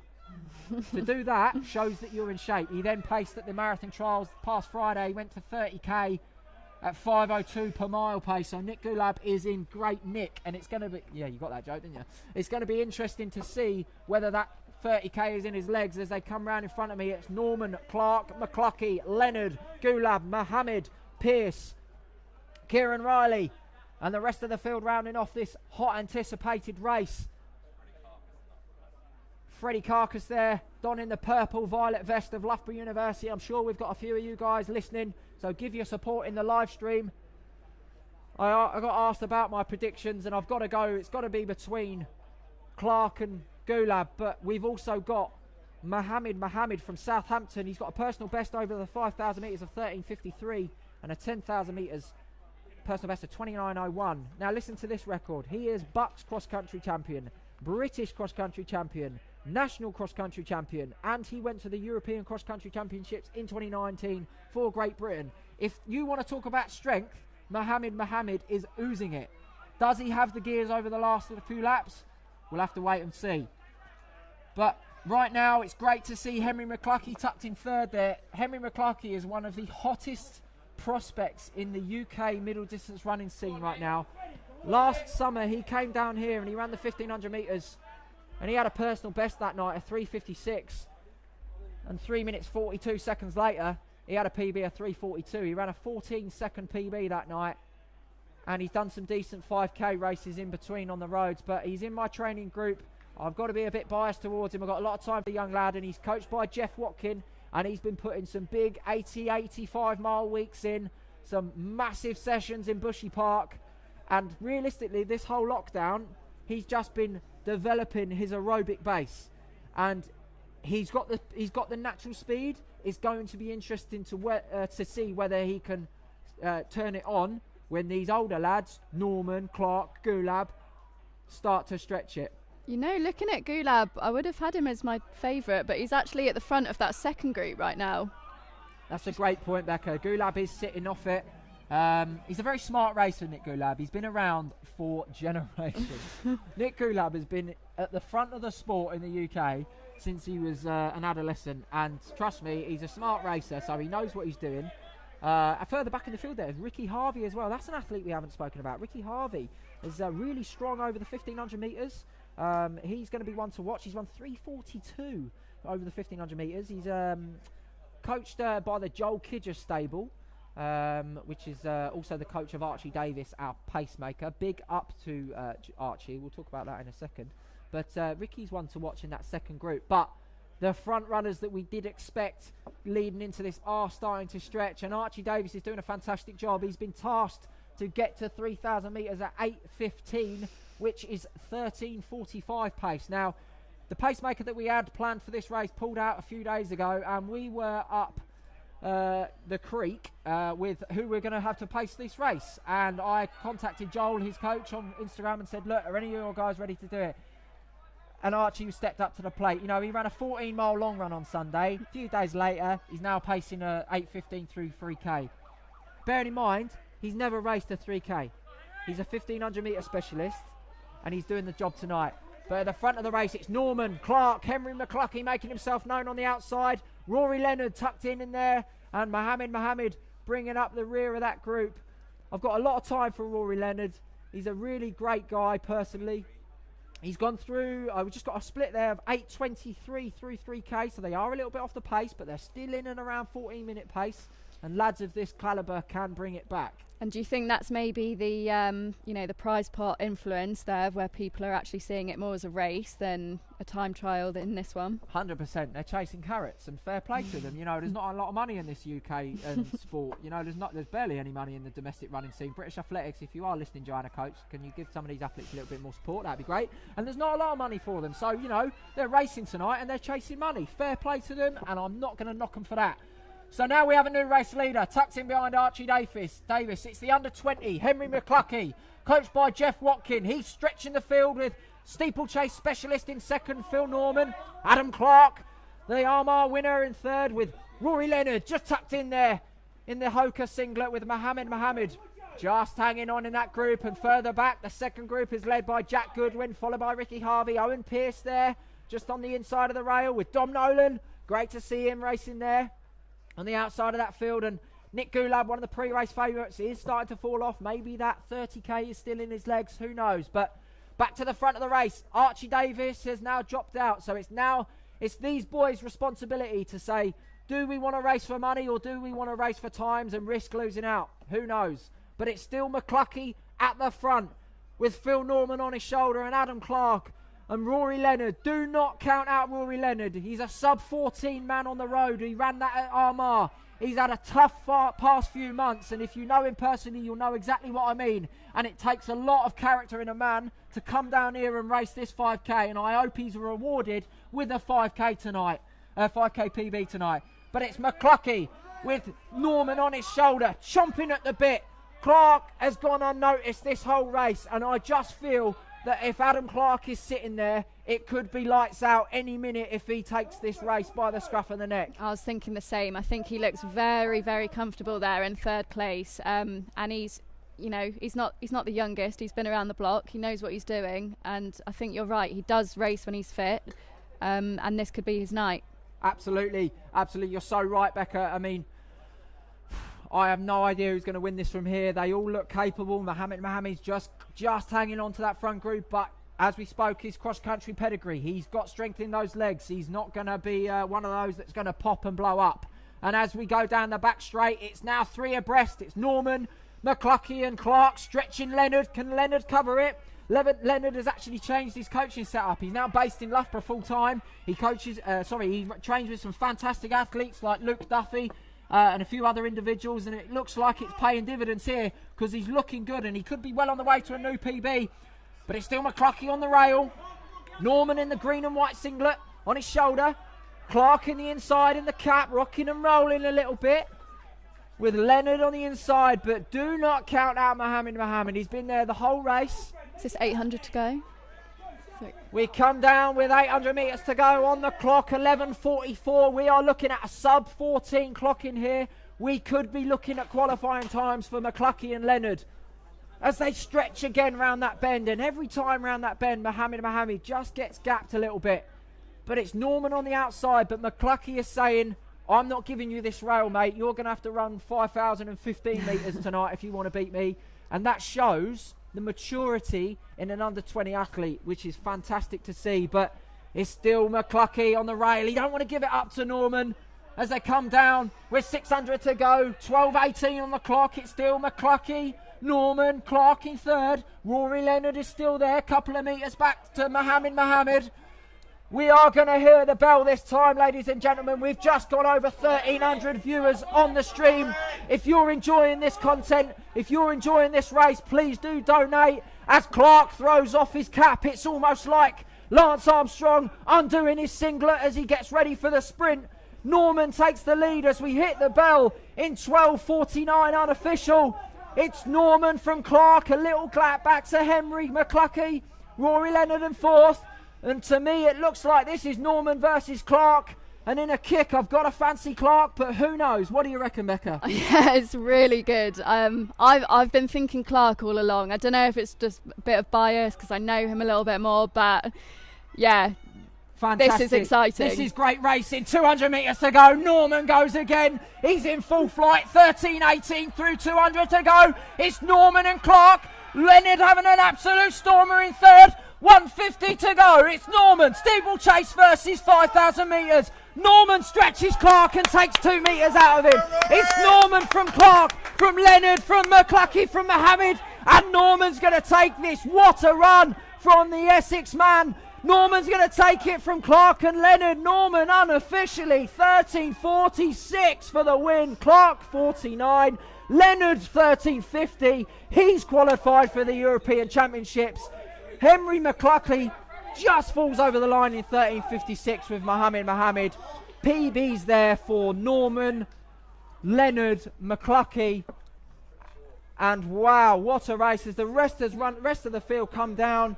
14:10 on the clock, and I tell you what, I'm going to say it, I am so proud of Rory Leonard to run that time there. He's qualified for the European European Under-23 champs, I do believe, and after the few weeks he's had on his, I do believe that this is probably his track professional debut for Hoka. What a performance. What a performance there from Rory Leonard. Don't take anything away from Phil Norman, steeplechase specialist. He ran 13:46 in Armagh on the roads, and he's come down here and he's beat some stellar athletes. Adam Clark, fantastic race there. 13:46 or 48 for Adam there. That's a massive start to the season for him. But for me, Rory Leonard, what a run. And Henry McCluckey, he's also gone sub 14.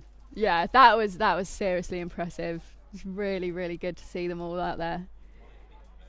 Absolutely. I'm just getting word on the live stream there that Norman does come with great pedigree over the 8 and 15, so clearly showed it over the last 300 there. I mean, what a kick from there. I mean, I would have loved to have got a last lap split there, guys. If anyone's watching the live stream and you did get a split, please do mention that. But on Phil Norman, you know, I remember last year at the a couple of years ago now, Christ, it might have been ages ago, it was the Twilight Invitational down at Tonbridge. Norman just missed the standard for the Doha World Championships. You know, that season alone, rightly said by Sam Crick. Hello Sam, good to see you, mate. He missed the Doha steeplechase standard 3 times in one season, and he just needs that break. He just needs that break to run a little bit faster. But if that's what he's looking like coming out of lockdown, running 13:40 and change, beating that field, fantastic to see. What a race. And you know, Mohammed was also inside, 14 minutes there. Henry McCluckey, 13:56 unofficially, just outside that world time, I believe, that world under 20 time. He's going to be gutted with that. But I tell you what, Henry, when you watch this back, mate, you are one to watch for the future. And 13:56 on a night like this, and on your start to the season is mustard, mate. So, I need to catch my breath. Whew. Last race of the evening, guys. I did mention it with 400 metres to go, but you probably didn't hear me. Please, please, please donate to these prize pots if you can. If you've got a £5 hanging around down the back of the sofa, bang it in your classic account, and please do donate. We would love to get this total as high as we can. And we are now preparing for the final race of the evening, and we'll go through the start list for you now. So, starting off the field, we have Charlotte Alexander from Herne Hill Harriers, Tara Beige, Maisie Grice. We have Juliet Hodder from Wirral, Hannah Irwin from Guildford, Gemma Kersey from Basildon, Tessa McCormick. We also have Jenny Nesbitt, the pre-race favourite, coming from Cardiff, Sally Ratcliffe from Aldershot, Florin Scrafton, and Sophie Wilson. So a little bit of a smaller elite race, this one. A little bit more of a diluted field, if you like. We did have a few dropouts for various reasons. Danny Chattington had to unfortunately pull out last minute due to a little foot niggle. Mari McLennan unfortunately had to pull out as well. And we're just seeing on the live stream, if there's one man that can get me a last lap split, it is the stat man, John Mulqueen. 58 seconds for the last lap there for Phil Norman. Thank you, John. You are a legend. James Price, got a drink with you, Mr. Commentator? No, I haven't actually got a drink currently. I've finished my bev and my mouth is struggling. I'm a bit dry, Becca. So just getting official times, 13:46.8. These results are live on Open Track. We've got live results going on. Great work from Johnny Curry and the team. But 13:46 for Phil Norman, 13:48 for Adam Clark, and Rory Leonard, 13:50.22. You legend, son. So, last race of the evening, ladies and gents, is the women's elite race. And if you thought that men's race was good, this is going to be just as good. I'm really excited to see some athletes really send it over the 5K here. Jenny Nesbitt going in as pre-race favourite. She is approaching that Commonwealth Games time tonight. She is looking to achieve it. The Commonwealth Games time for Wales. I believe she does compete for Wales. We will confirm that. If you guys in the live stream could just quickly search what the Commonwealth Games standard is for Wales, that would be fantastic. Yeah, 15:30 we have there. We've just heard. So 15:30 is the time that Jenny Nesbitt will be trying to strive towards tonight. Obviously, you know, season opener, no pressure. If she comes away with a 15:40, she'll probably be happy. But I can just see in front of me the runners from that previous race coming past. Phil Norman walking round. Great to see. We'll hear from Phil in a couple of minutes, but the women have just been sent out. Just a little bit of a delay on the start of the women, so we do have a little bit more time to talk about that previous race, and we might actually be able to get the results from that previous race shortly. Obviously, live results are hard to come by, but we'll do our best. We have Phil Norman on his way up the stairs, but yeah, just to recap on that race, Becca. I mean, Phil Norman, Phil Norman's talents. He is so fast at running. He could literally say he's quick. he could literally concentrate on the 1500, the 5k, or the steeplechase. And do you know what? I've never even seen him really target the Rhodes yet. Yeah, I know. And usually with these steeplechasers, like sometimes their talent lies in the hurdling, and they're not able to actually replicate, a comparative time on the flat. But yeah, he's absolutely got it all. And it's his to choose. Absolutely, you're so true. What was that? Sorry, we're just getting word. We've just had a prize pot contribution from Tom Bedford. Tom Bedford, if you are listening, I really hope you are, mate. Great to see that you're tuning in, mate. I hope you're well. And I tell you what, I hope you've had a few beers since Friday and calmed down a little bit. Tom is co-founder of Richmond Run Fest, the race company who hosted the marathon trials race on Friday. I chatted to Tom in a couple of weeks leading up to the race, and I honestly, I think I'm busy day to day, but I honestly cannot even imagine what it's like to be in the shoes of someone in that position that has that event on their shoulders. And there was a lot of negative sort of social media going into it. Was the race going to be fast enough? Was the course going to be suitable? And you know what, Tom and his team, Tom, Sarah, Jade and the team at Richmond Run Fest, they pulled off one of the best marathon races I've seen in the UK, away from London Marathon in my time, that's for sure. And big up Tom, and thank you for contributing to the prize pot tonight. That money is definitely going to be used well. Do you think that's the future of the marathon race? There's a lot of people saying about it being a trial separate to the London Marathon in the future. Do you see it going that way? 100%. When Tom contacted me and Ross about doing some social media stuff, he basically said, guys, look at the marathon project in America, look at the trial race they hosted, look at the race that was for the Olympic trials for the USA team.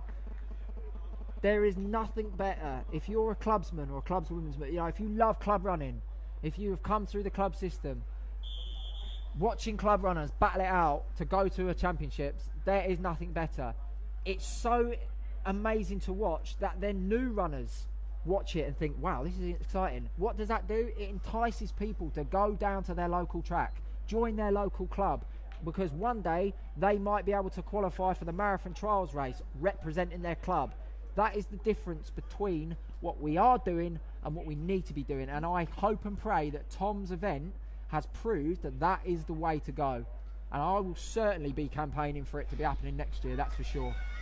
But back to the action on Battersea Park down here at southwest London. The floodlights are on. It's still a cool 18 degrees, and the women's elite race is away and going. Jenny Nesbitt straight onto the Pacers Hill. Gemma Kersey registered as Basildon, but will be donning the Brighton Phoenix vest tonight. She comes out of a Joel Kidger stable, trains with athletes like Archie Davis, who we've just seen feature as a pacemaker, Beth Kidger. We see some other athletes like Finn McNally in that group as well. Robbie Fitzgibbon, great stable down on the south coast of England, run by Joel Kidger.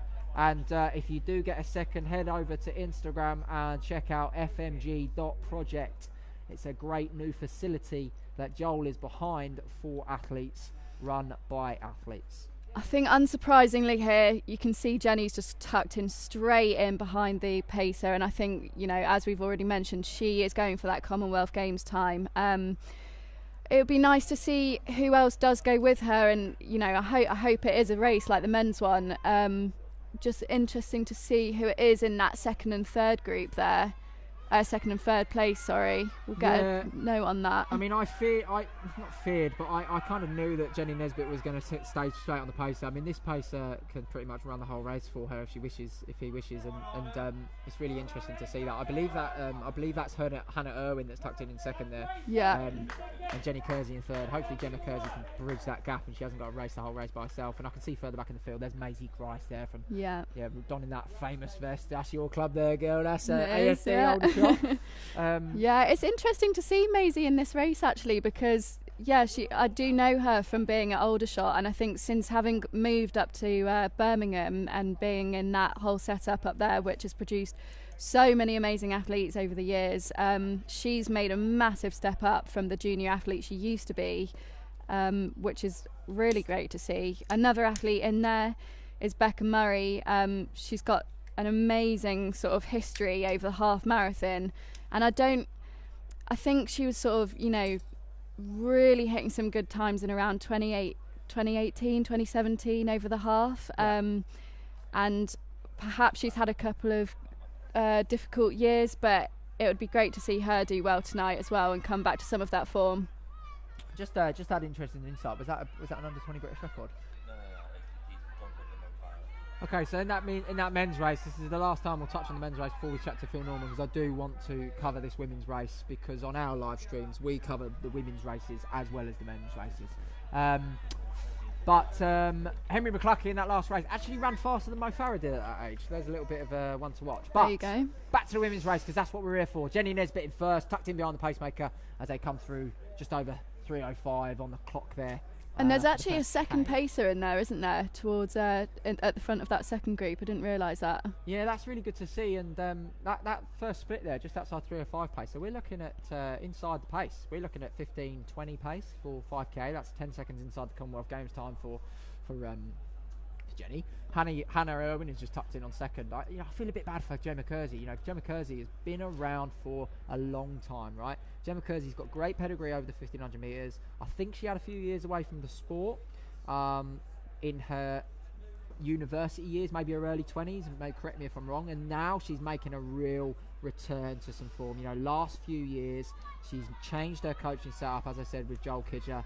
She's running really well over the 1500, and it's great to see what she can do over here in the 5k. That is not a place you want to be this early on into a 5k, that being said, but I think it looks like she could move up onto this front group if I hope over the next couple of laps maybe these girls will come back to her, or maybe this group will catch her and she can work within them. All these girls in this race are running well. But as I say that, we're just going to quickly pan to, we're going to bring Phil Norman, the winner of the men's elite race, in now, who won in a time of 13:46.8, I believe it was. But yeah, we'll bring him in now. We'll get a word from the great man and see how he's feeling about it all. But whilst we're doing that, keep an eye on Jenny Nesbitt, because she is still stuck on the pacemaker. She's put about 5 or 6 metres on Hannah Irwin there, and you can clearly see what Jenny Nesbitt's here to do. She's here to go to the Commonwealth Games and nothing else. But Phil Norman, congratulations, my man. 13:46.8, coming down here, opening your season without barriers. Talk to me. How was it? Yeah, it was good. Nice just to be back racing. I think everyone's missed it, and we're just glad to be on the track, tearing it up. Just racing. That's what we spend all the winter months, all the training for. So it's just nice to get out here and enjoy it. Open the season. Absolutely. And Phil, I follow your athletics, intensively. I've seen you over the steeplechase. I know that you had that famous story where you missed the Doha time 3 times in a season. You've always been that athlete that's fantastic at the steeplechase. But tonight you've stepped down onto the flat and gone a bit further. But here's one question for me: are you currently an unsponsored athlete? I am, yeah. I've been fortunate to get some kit through from Adidas recently, so I've got some gear from them, so that's one kind of expenditure I don't need to worry about, but yeah, I haven't got any paid sponsorship or funding at the moment. It's I fund myself through work. And what is it you do for work? I work for OpenReach as a pole tester, so quite a physically demanding job, manual work out in the fields, climbing the poles. But I'm taking like an unpaid sabbatical leave at the moment, just to focus on Tokyo. So, ladies and gentlemen, when I was talking about the prize pot earlier, and I said that this money goes to real athletes and it really does benefit them, the money that Phil is going to take tonight, because he's an unsponsored athlete, is going to go towards him striving towards the Tokyo Olympics. That also is a big shout out. If anyone out there is watching this stream that works with brands, knows someone that works with a brand that would use an athlete like Phil, you've just seen what he's capable of, you know where to hit him up. Just to confirm, he is an unsponsored athlete trying to make the Olympics. But Phil, mate, I'm going to reward you with this 0% beer from our sponsored days. Massive result tonight. I'm so proud that you won that race. Have a safe Brilliant. run, mate. Thanks, Lloyd. Appreciate it. No Cheers. worries, mate. No worries. So back to this women's race. Jenny Nesbitt is well out in front, tucked in behind the pacemaker, as she has been the whole race. So she's bang on 15:30 pace through 2K. We've just been told there, Hannah Irwin in no man's land, running by herself, but still striving to get a PB tonight. And Gemma Kersey has pretty much run this race solo. And those first front three are away and gone. But as I say that, the pacemaker's dropped out, and it's now Nesbitt against the clock. What do you reckon, Becca? I know, it seemed like Jenny wanted to go past the pacer, so I'm not sure if that was always the plan or if he maybe just thought, do you know what, actually I can't help her as much as I'd like to tonight, and has let her get on with it, which is, you know, good on her if that is the case. Absolutely. I'm just getting word in the comments to potentially turn my mic up slightly. So we'll try that, and if it's any better, I hope it is. Okay, great. So back to the front of this race. Jenny Nesbitt rounds the turn into the home straight, down to those what are we going to call them? Spotlights, fairy lights, fairground lights, who knows? But we'll call it the Battersea Circus, because it's definitely been a lot of fun down here in southwest London, that's for sure. And Nesbitt is having the time of her life. Professional athlete for Hoka on a coming through here in a time of 8:07. Next time she comes round, we'll get a 3K split for you, and then we'll get a bit more of an idea of how we're looking on that 15:30 pace as the rest of the field come past. Becca Murray there donning the Beds and County vest of the royal blue. Maisie Grice just in the rear of that pack in the AFD vest. Sally Ratcliffe there also coming through. And it does look like that group is going to catch up to Gemma Kersey there. So, you know, that could actually do her a favour, really. If she can get in on that group and just stay with them, that's going to do her massive favours for the rest of this race. Absolutely. We're just going to turn my mic down slightly. Thanks for the feedback, guys. We do appreciate it. We're doing the best we can with what we've got. Lloyd's getting overexcited, sorry. Yeah, it's probably my obsession with track running. I love it. So this is coming round to the 3K mark for Jenny, is it? Yeah, so we just ticked over 9 minutes on the clock. So Jenny's probably going to go through 3K in about 9:20 and change, maybe just outside 9:22 or so. But we'll confirm that as they come through. And different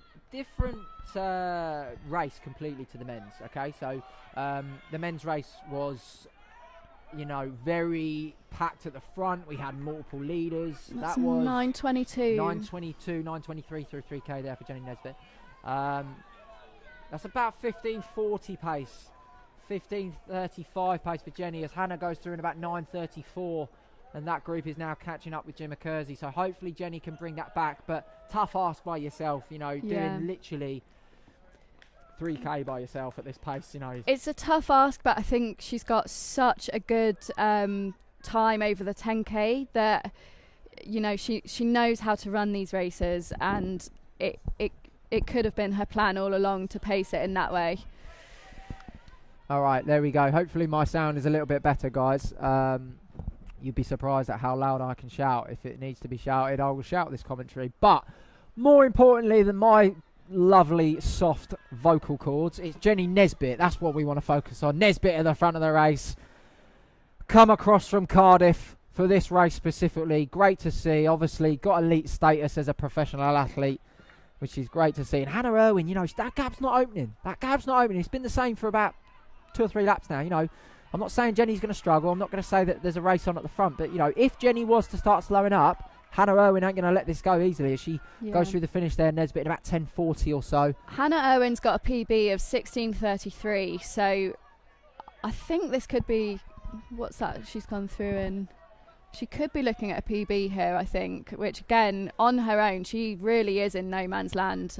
Would be seriously impressive. Well, Hannah Irwin comes into this race with a personal best on the track of 16:33 last year, but she's run faster last year on the road of 16:19. So, you know, if she comes away with here, she could run 15:55, 15:50 she's not going to turn that up. You know, she's not going to turn her nose up at that. But you know, Hannah Irwin, she's got great pedigree herself. You know, she was 14th at the Inter-Counties cross country, 13th at the Bucks cross country last year, and 13th in the British Champs 5,000 metres on the track. So she's got pedigree on the track, the cross country. She clearly can run well on the road, with her PB being faster on the road.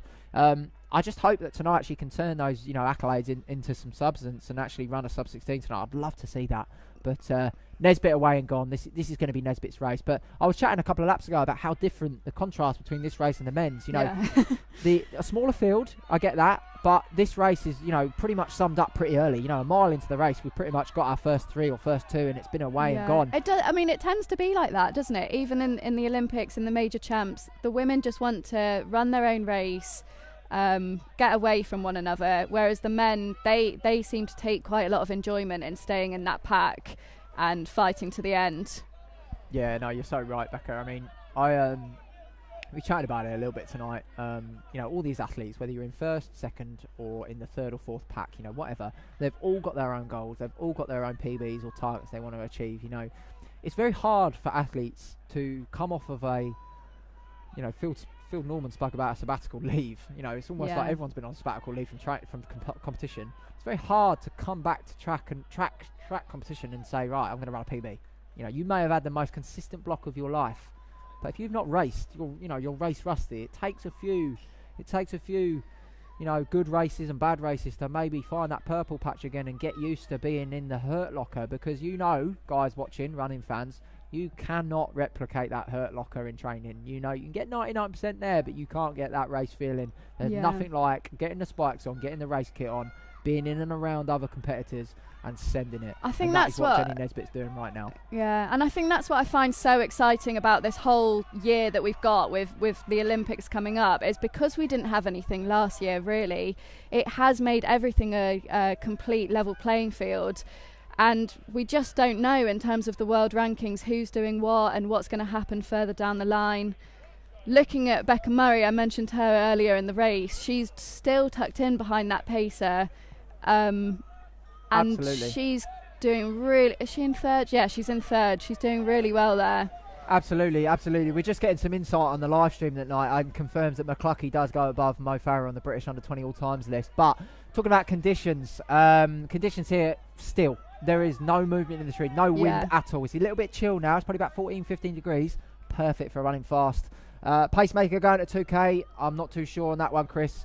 Not my gig, mate. I just call what I'm seeing. But back to the front of the race. That's what we really care about. It's Nesbitt. She turns the home straight. She is going to see 1 lap to go. She's going to hear the bell this time. She comes down. It's Nesbitt's race to win and lose. But Hannah Irwin is still battling for that PB.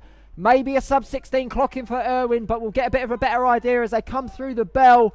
Nesbitt hits the bell in 14:32. She's just probably going to be outside that Commonwealth Games qualifier, but she's on for about 15:40, 15:42 or so. It's going to be interesting to see how she can close this last quarter mile as we pan back to the field. Becca Murray has made a big move on that group. The Beds County athlete has moved clear. I think Hannah Irwin went through the bell in about 14:47 as well. So it's amazing how much time goes past in about 100 metres, isn't it? They look like they're not that far apart. Yeah, absolutely. Great insight there, Becca. As Nesbitt hits 200 to go in a time of 15:11, it's going to be interesting to see what she can cover this last 200 in. If she can run in and around 35 seconds, we could be looking at maybe 15:44, 15:45, which I'm sure she'll be happy with coming to start the season. It's Jenny Nesbitt. She rounds the final turn. She's flying into the home straight. This is going to be Nesbitt's race. She's going to take that prize pot that you guys watching have donated to the Hoka One athlete from Cardiff. Nesbitt's going to take the win in an unofficial time of 15:46. That's the IPA, promise. Great running there from Nesbitt, and Hannah Irwin flying down the home straight. Is she going to get that sub-16? It's going to be on the nose. 16 or 16:01. The crowd here. Shame. We're getting involved with that 16-minute barrier. Becca Howard, what a return to form for Becca. Sorry, Becca Murray. That's Becca Howard next to me. What a return to form from Becca Murray.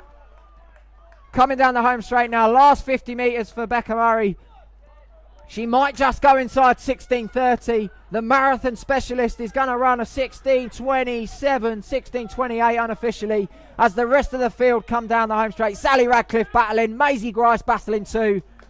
Great to see these ladies battling so hard.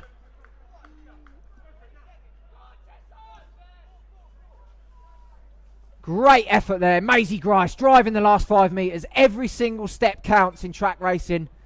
If you're striving for a PB, it's important that these ladies go for every single metre of the race. As the final few finishers are just getting around their final lap. All got personal goals, all got personal PBs that they want to achieve tonight.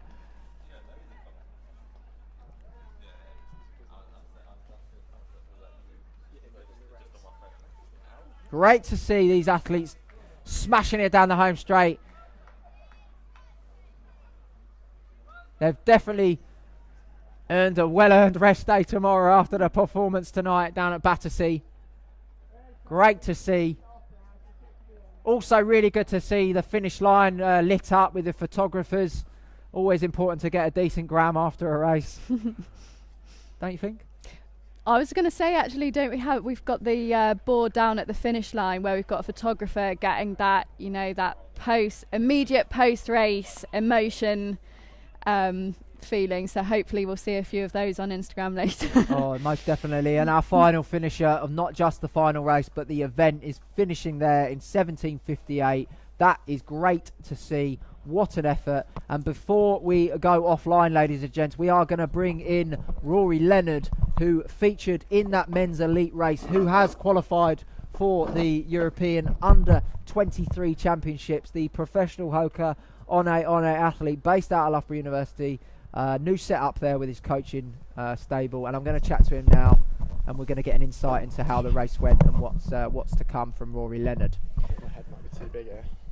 So, Mr. Leonard, hi there. You come into this race with a goal to run, was it 13:53? Yeah, to be honest, I was just hoping to get, like some sort of good opener in. It's March 31st, so it's like if it goes well, it goes well. If it goes badly, it's early doors. So it's all good kind of thing. I was just wanting a base. I've been performing pretty poorly for the past sort of 18 months.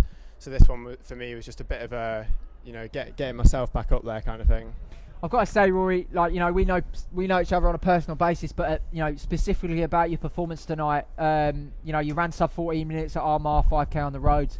Your PB on the track was outside 14 minutes. It must have meant a lot tonight to get that 14-minute barrier on the track. Oh mate, it meant the world. I was trying to switch off in the race and just know Clarkey and Phil Norman are some serious runners and they're going to run quick. So just tuck in behind and follow the big guys.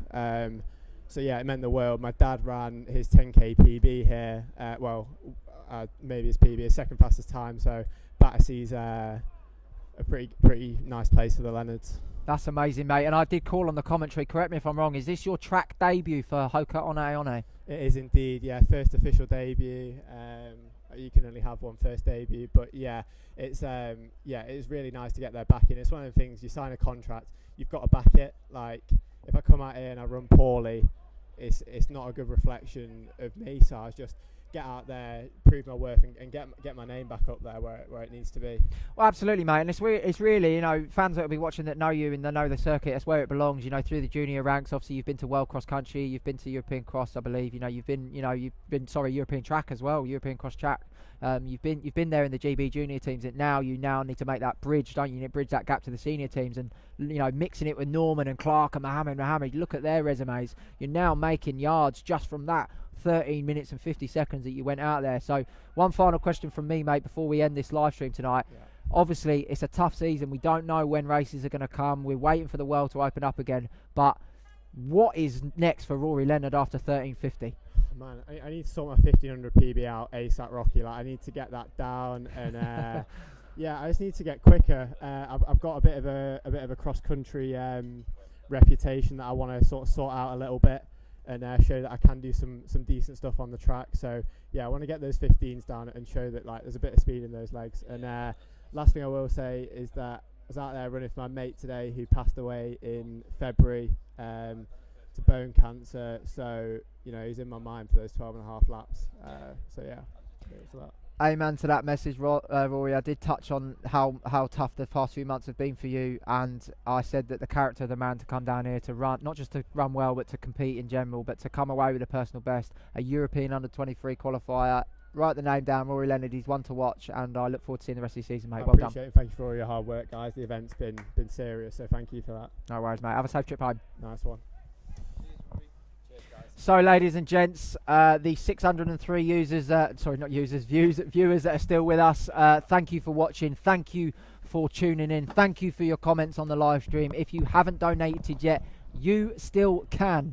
The money is not going anywhere. We are still trying to build the pot. But I would just like to say thank you so much to Belgrave Harriers, Herne Hill Harriers, Pure Sport CBD, Saw Running, Team Project Run, Becca Howard, Steve Gardner, Open Track, Johnny Curry, and every single official, athlete, coach and family member that has been a part of this. Whether you've shared it on Instagram, whether you've shared it on Twitter, it doesn't matter what you've done. You are what drives this sport forward. Becca, final thoughts?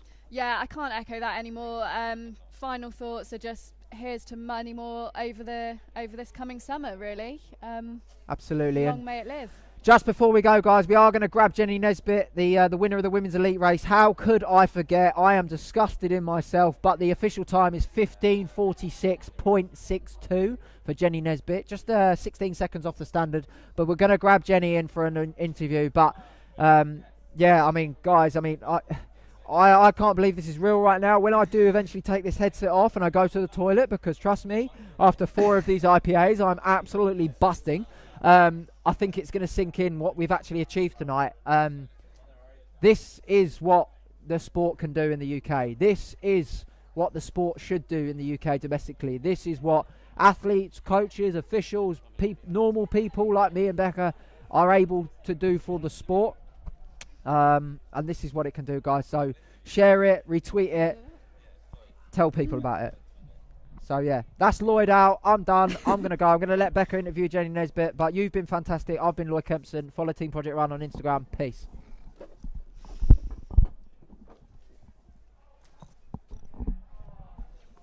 Hi. Do you want to sit down and? You've earned a seat. So much. Hi, well done. How was it? How do I put these on? They don't fit. I've been struggling all night. I feel like I'm looking at it in my eye. Yeah, that's good. That's good. Yeah, so tell me about that. It was a bit of a, one-man show, but yeah, coming here, I wanted to run 15:30, so I was a little bit outside of it, but I kind of just thought, what's to lose? So just go out and try and do it and hold on for as long as possible. So yeah, that's basically what I attempted to do. Yeah, and how much longer have you got until you need to have that qualifying? The qualifying window doesn't close until next April, so I've got plenty of time. 16 seconds in that time. Yeah, so hopefully. Last year, I was just stuck at 16:10. Every single race I did, I ran 16:10. So I just didn't want to run 16:10. Yeah. So I'm very happy that I managed to. And what's the plan for the rest of the season? Actually, April's looking pretty busy. I'm running a 3K next weekend in Trafford, and I'm doing another 5K on the 21st in Newport, and then I'm actually going to Stockholm to run a 10K at the beginning of May. The start list has 2 runners under 30 minutes with PBs under 30 minutes in the women's race, so I'm just gonna pray for my life. Yeah. And how's it been? It's been a long winter for everyone, just grinding out the miles. Has it been okay? It's been the last month and a half's been pretty decent, but I had a real lull at the beginning of the year, and my coach kind of sat me down and said, if I don't start doing what I'm told rather than trying to do everything a bit better, which is not the purpose of training, that I'm not really going to get to where I want to get to. So it took me about 4 weeks to finally admit that he was right and get my head down. So I feel like I'm on the right path now. Yeah, great. Well, last thing we've just got is this 0% alcohol prize for you. I'll enjoy that on my own tonight. Don't drink them all at once. Oh yeah, I'll try not to. No, seriously, really good job. Thanks. So impressive to watch you. And yeah, thanks to you guys for sorting this out, putting on the live stream and stuff, because I know so many people want to sit down and watch this. So yeah, massive credit to you, and hopefully starts a trend for the rest of the summer. Well, we're hoping, in due time these stands will all be full, and that would be incredible. We need people beer won't and have lane free, don't we? Yeah, we do. Yeah. Proper alcohol beer, not non-alcoholic. Yeah. I'll take that for everybody instead. Okay, well, all the best. Thank you. Well done again. That's all right. Thank See you. you on the circuit. Yeah, definitely.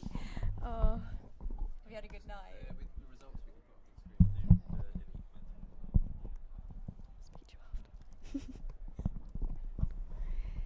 So yeah, just those results again from that men's elite race. We had Phil Norman there, who we heard from earlier, 13:46. Adam Clark just 2 seconds behind, 13:48.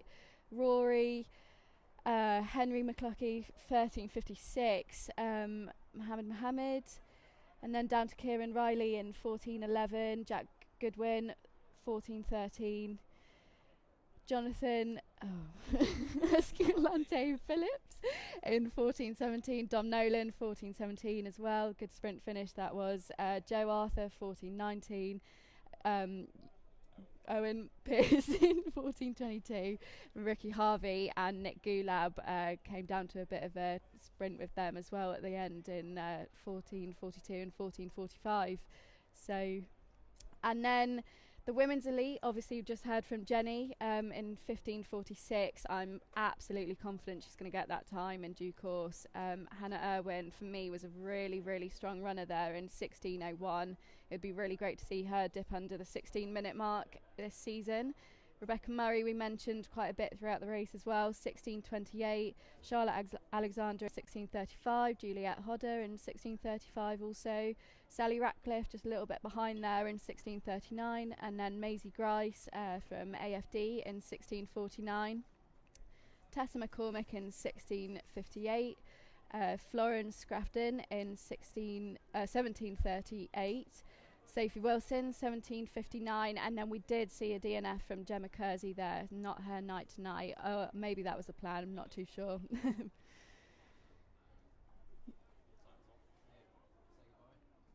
Yeah, and that's all from us tonight. Thanks so much for tuning in. Thanks for the prize pot help. That I can't tell you how much that does mean to these athletes. Massive help. Jenny's still sat next to me here. But yeah, more to come.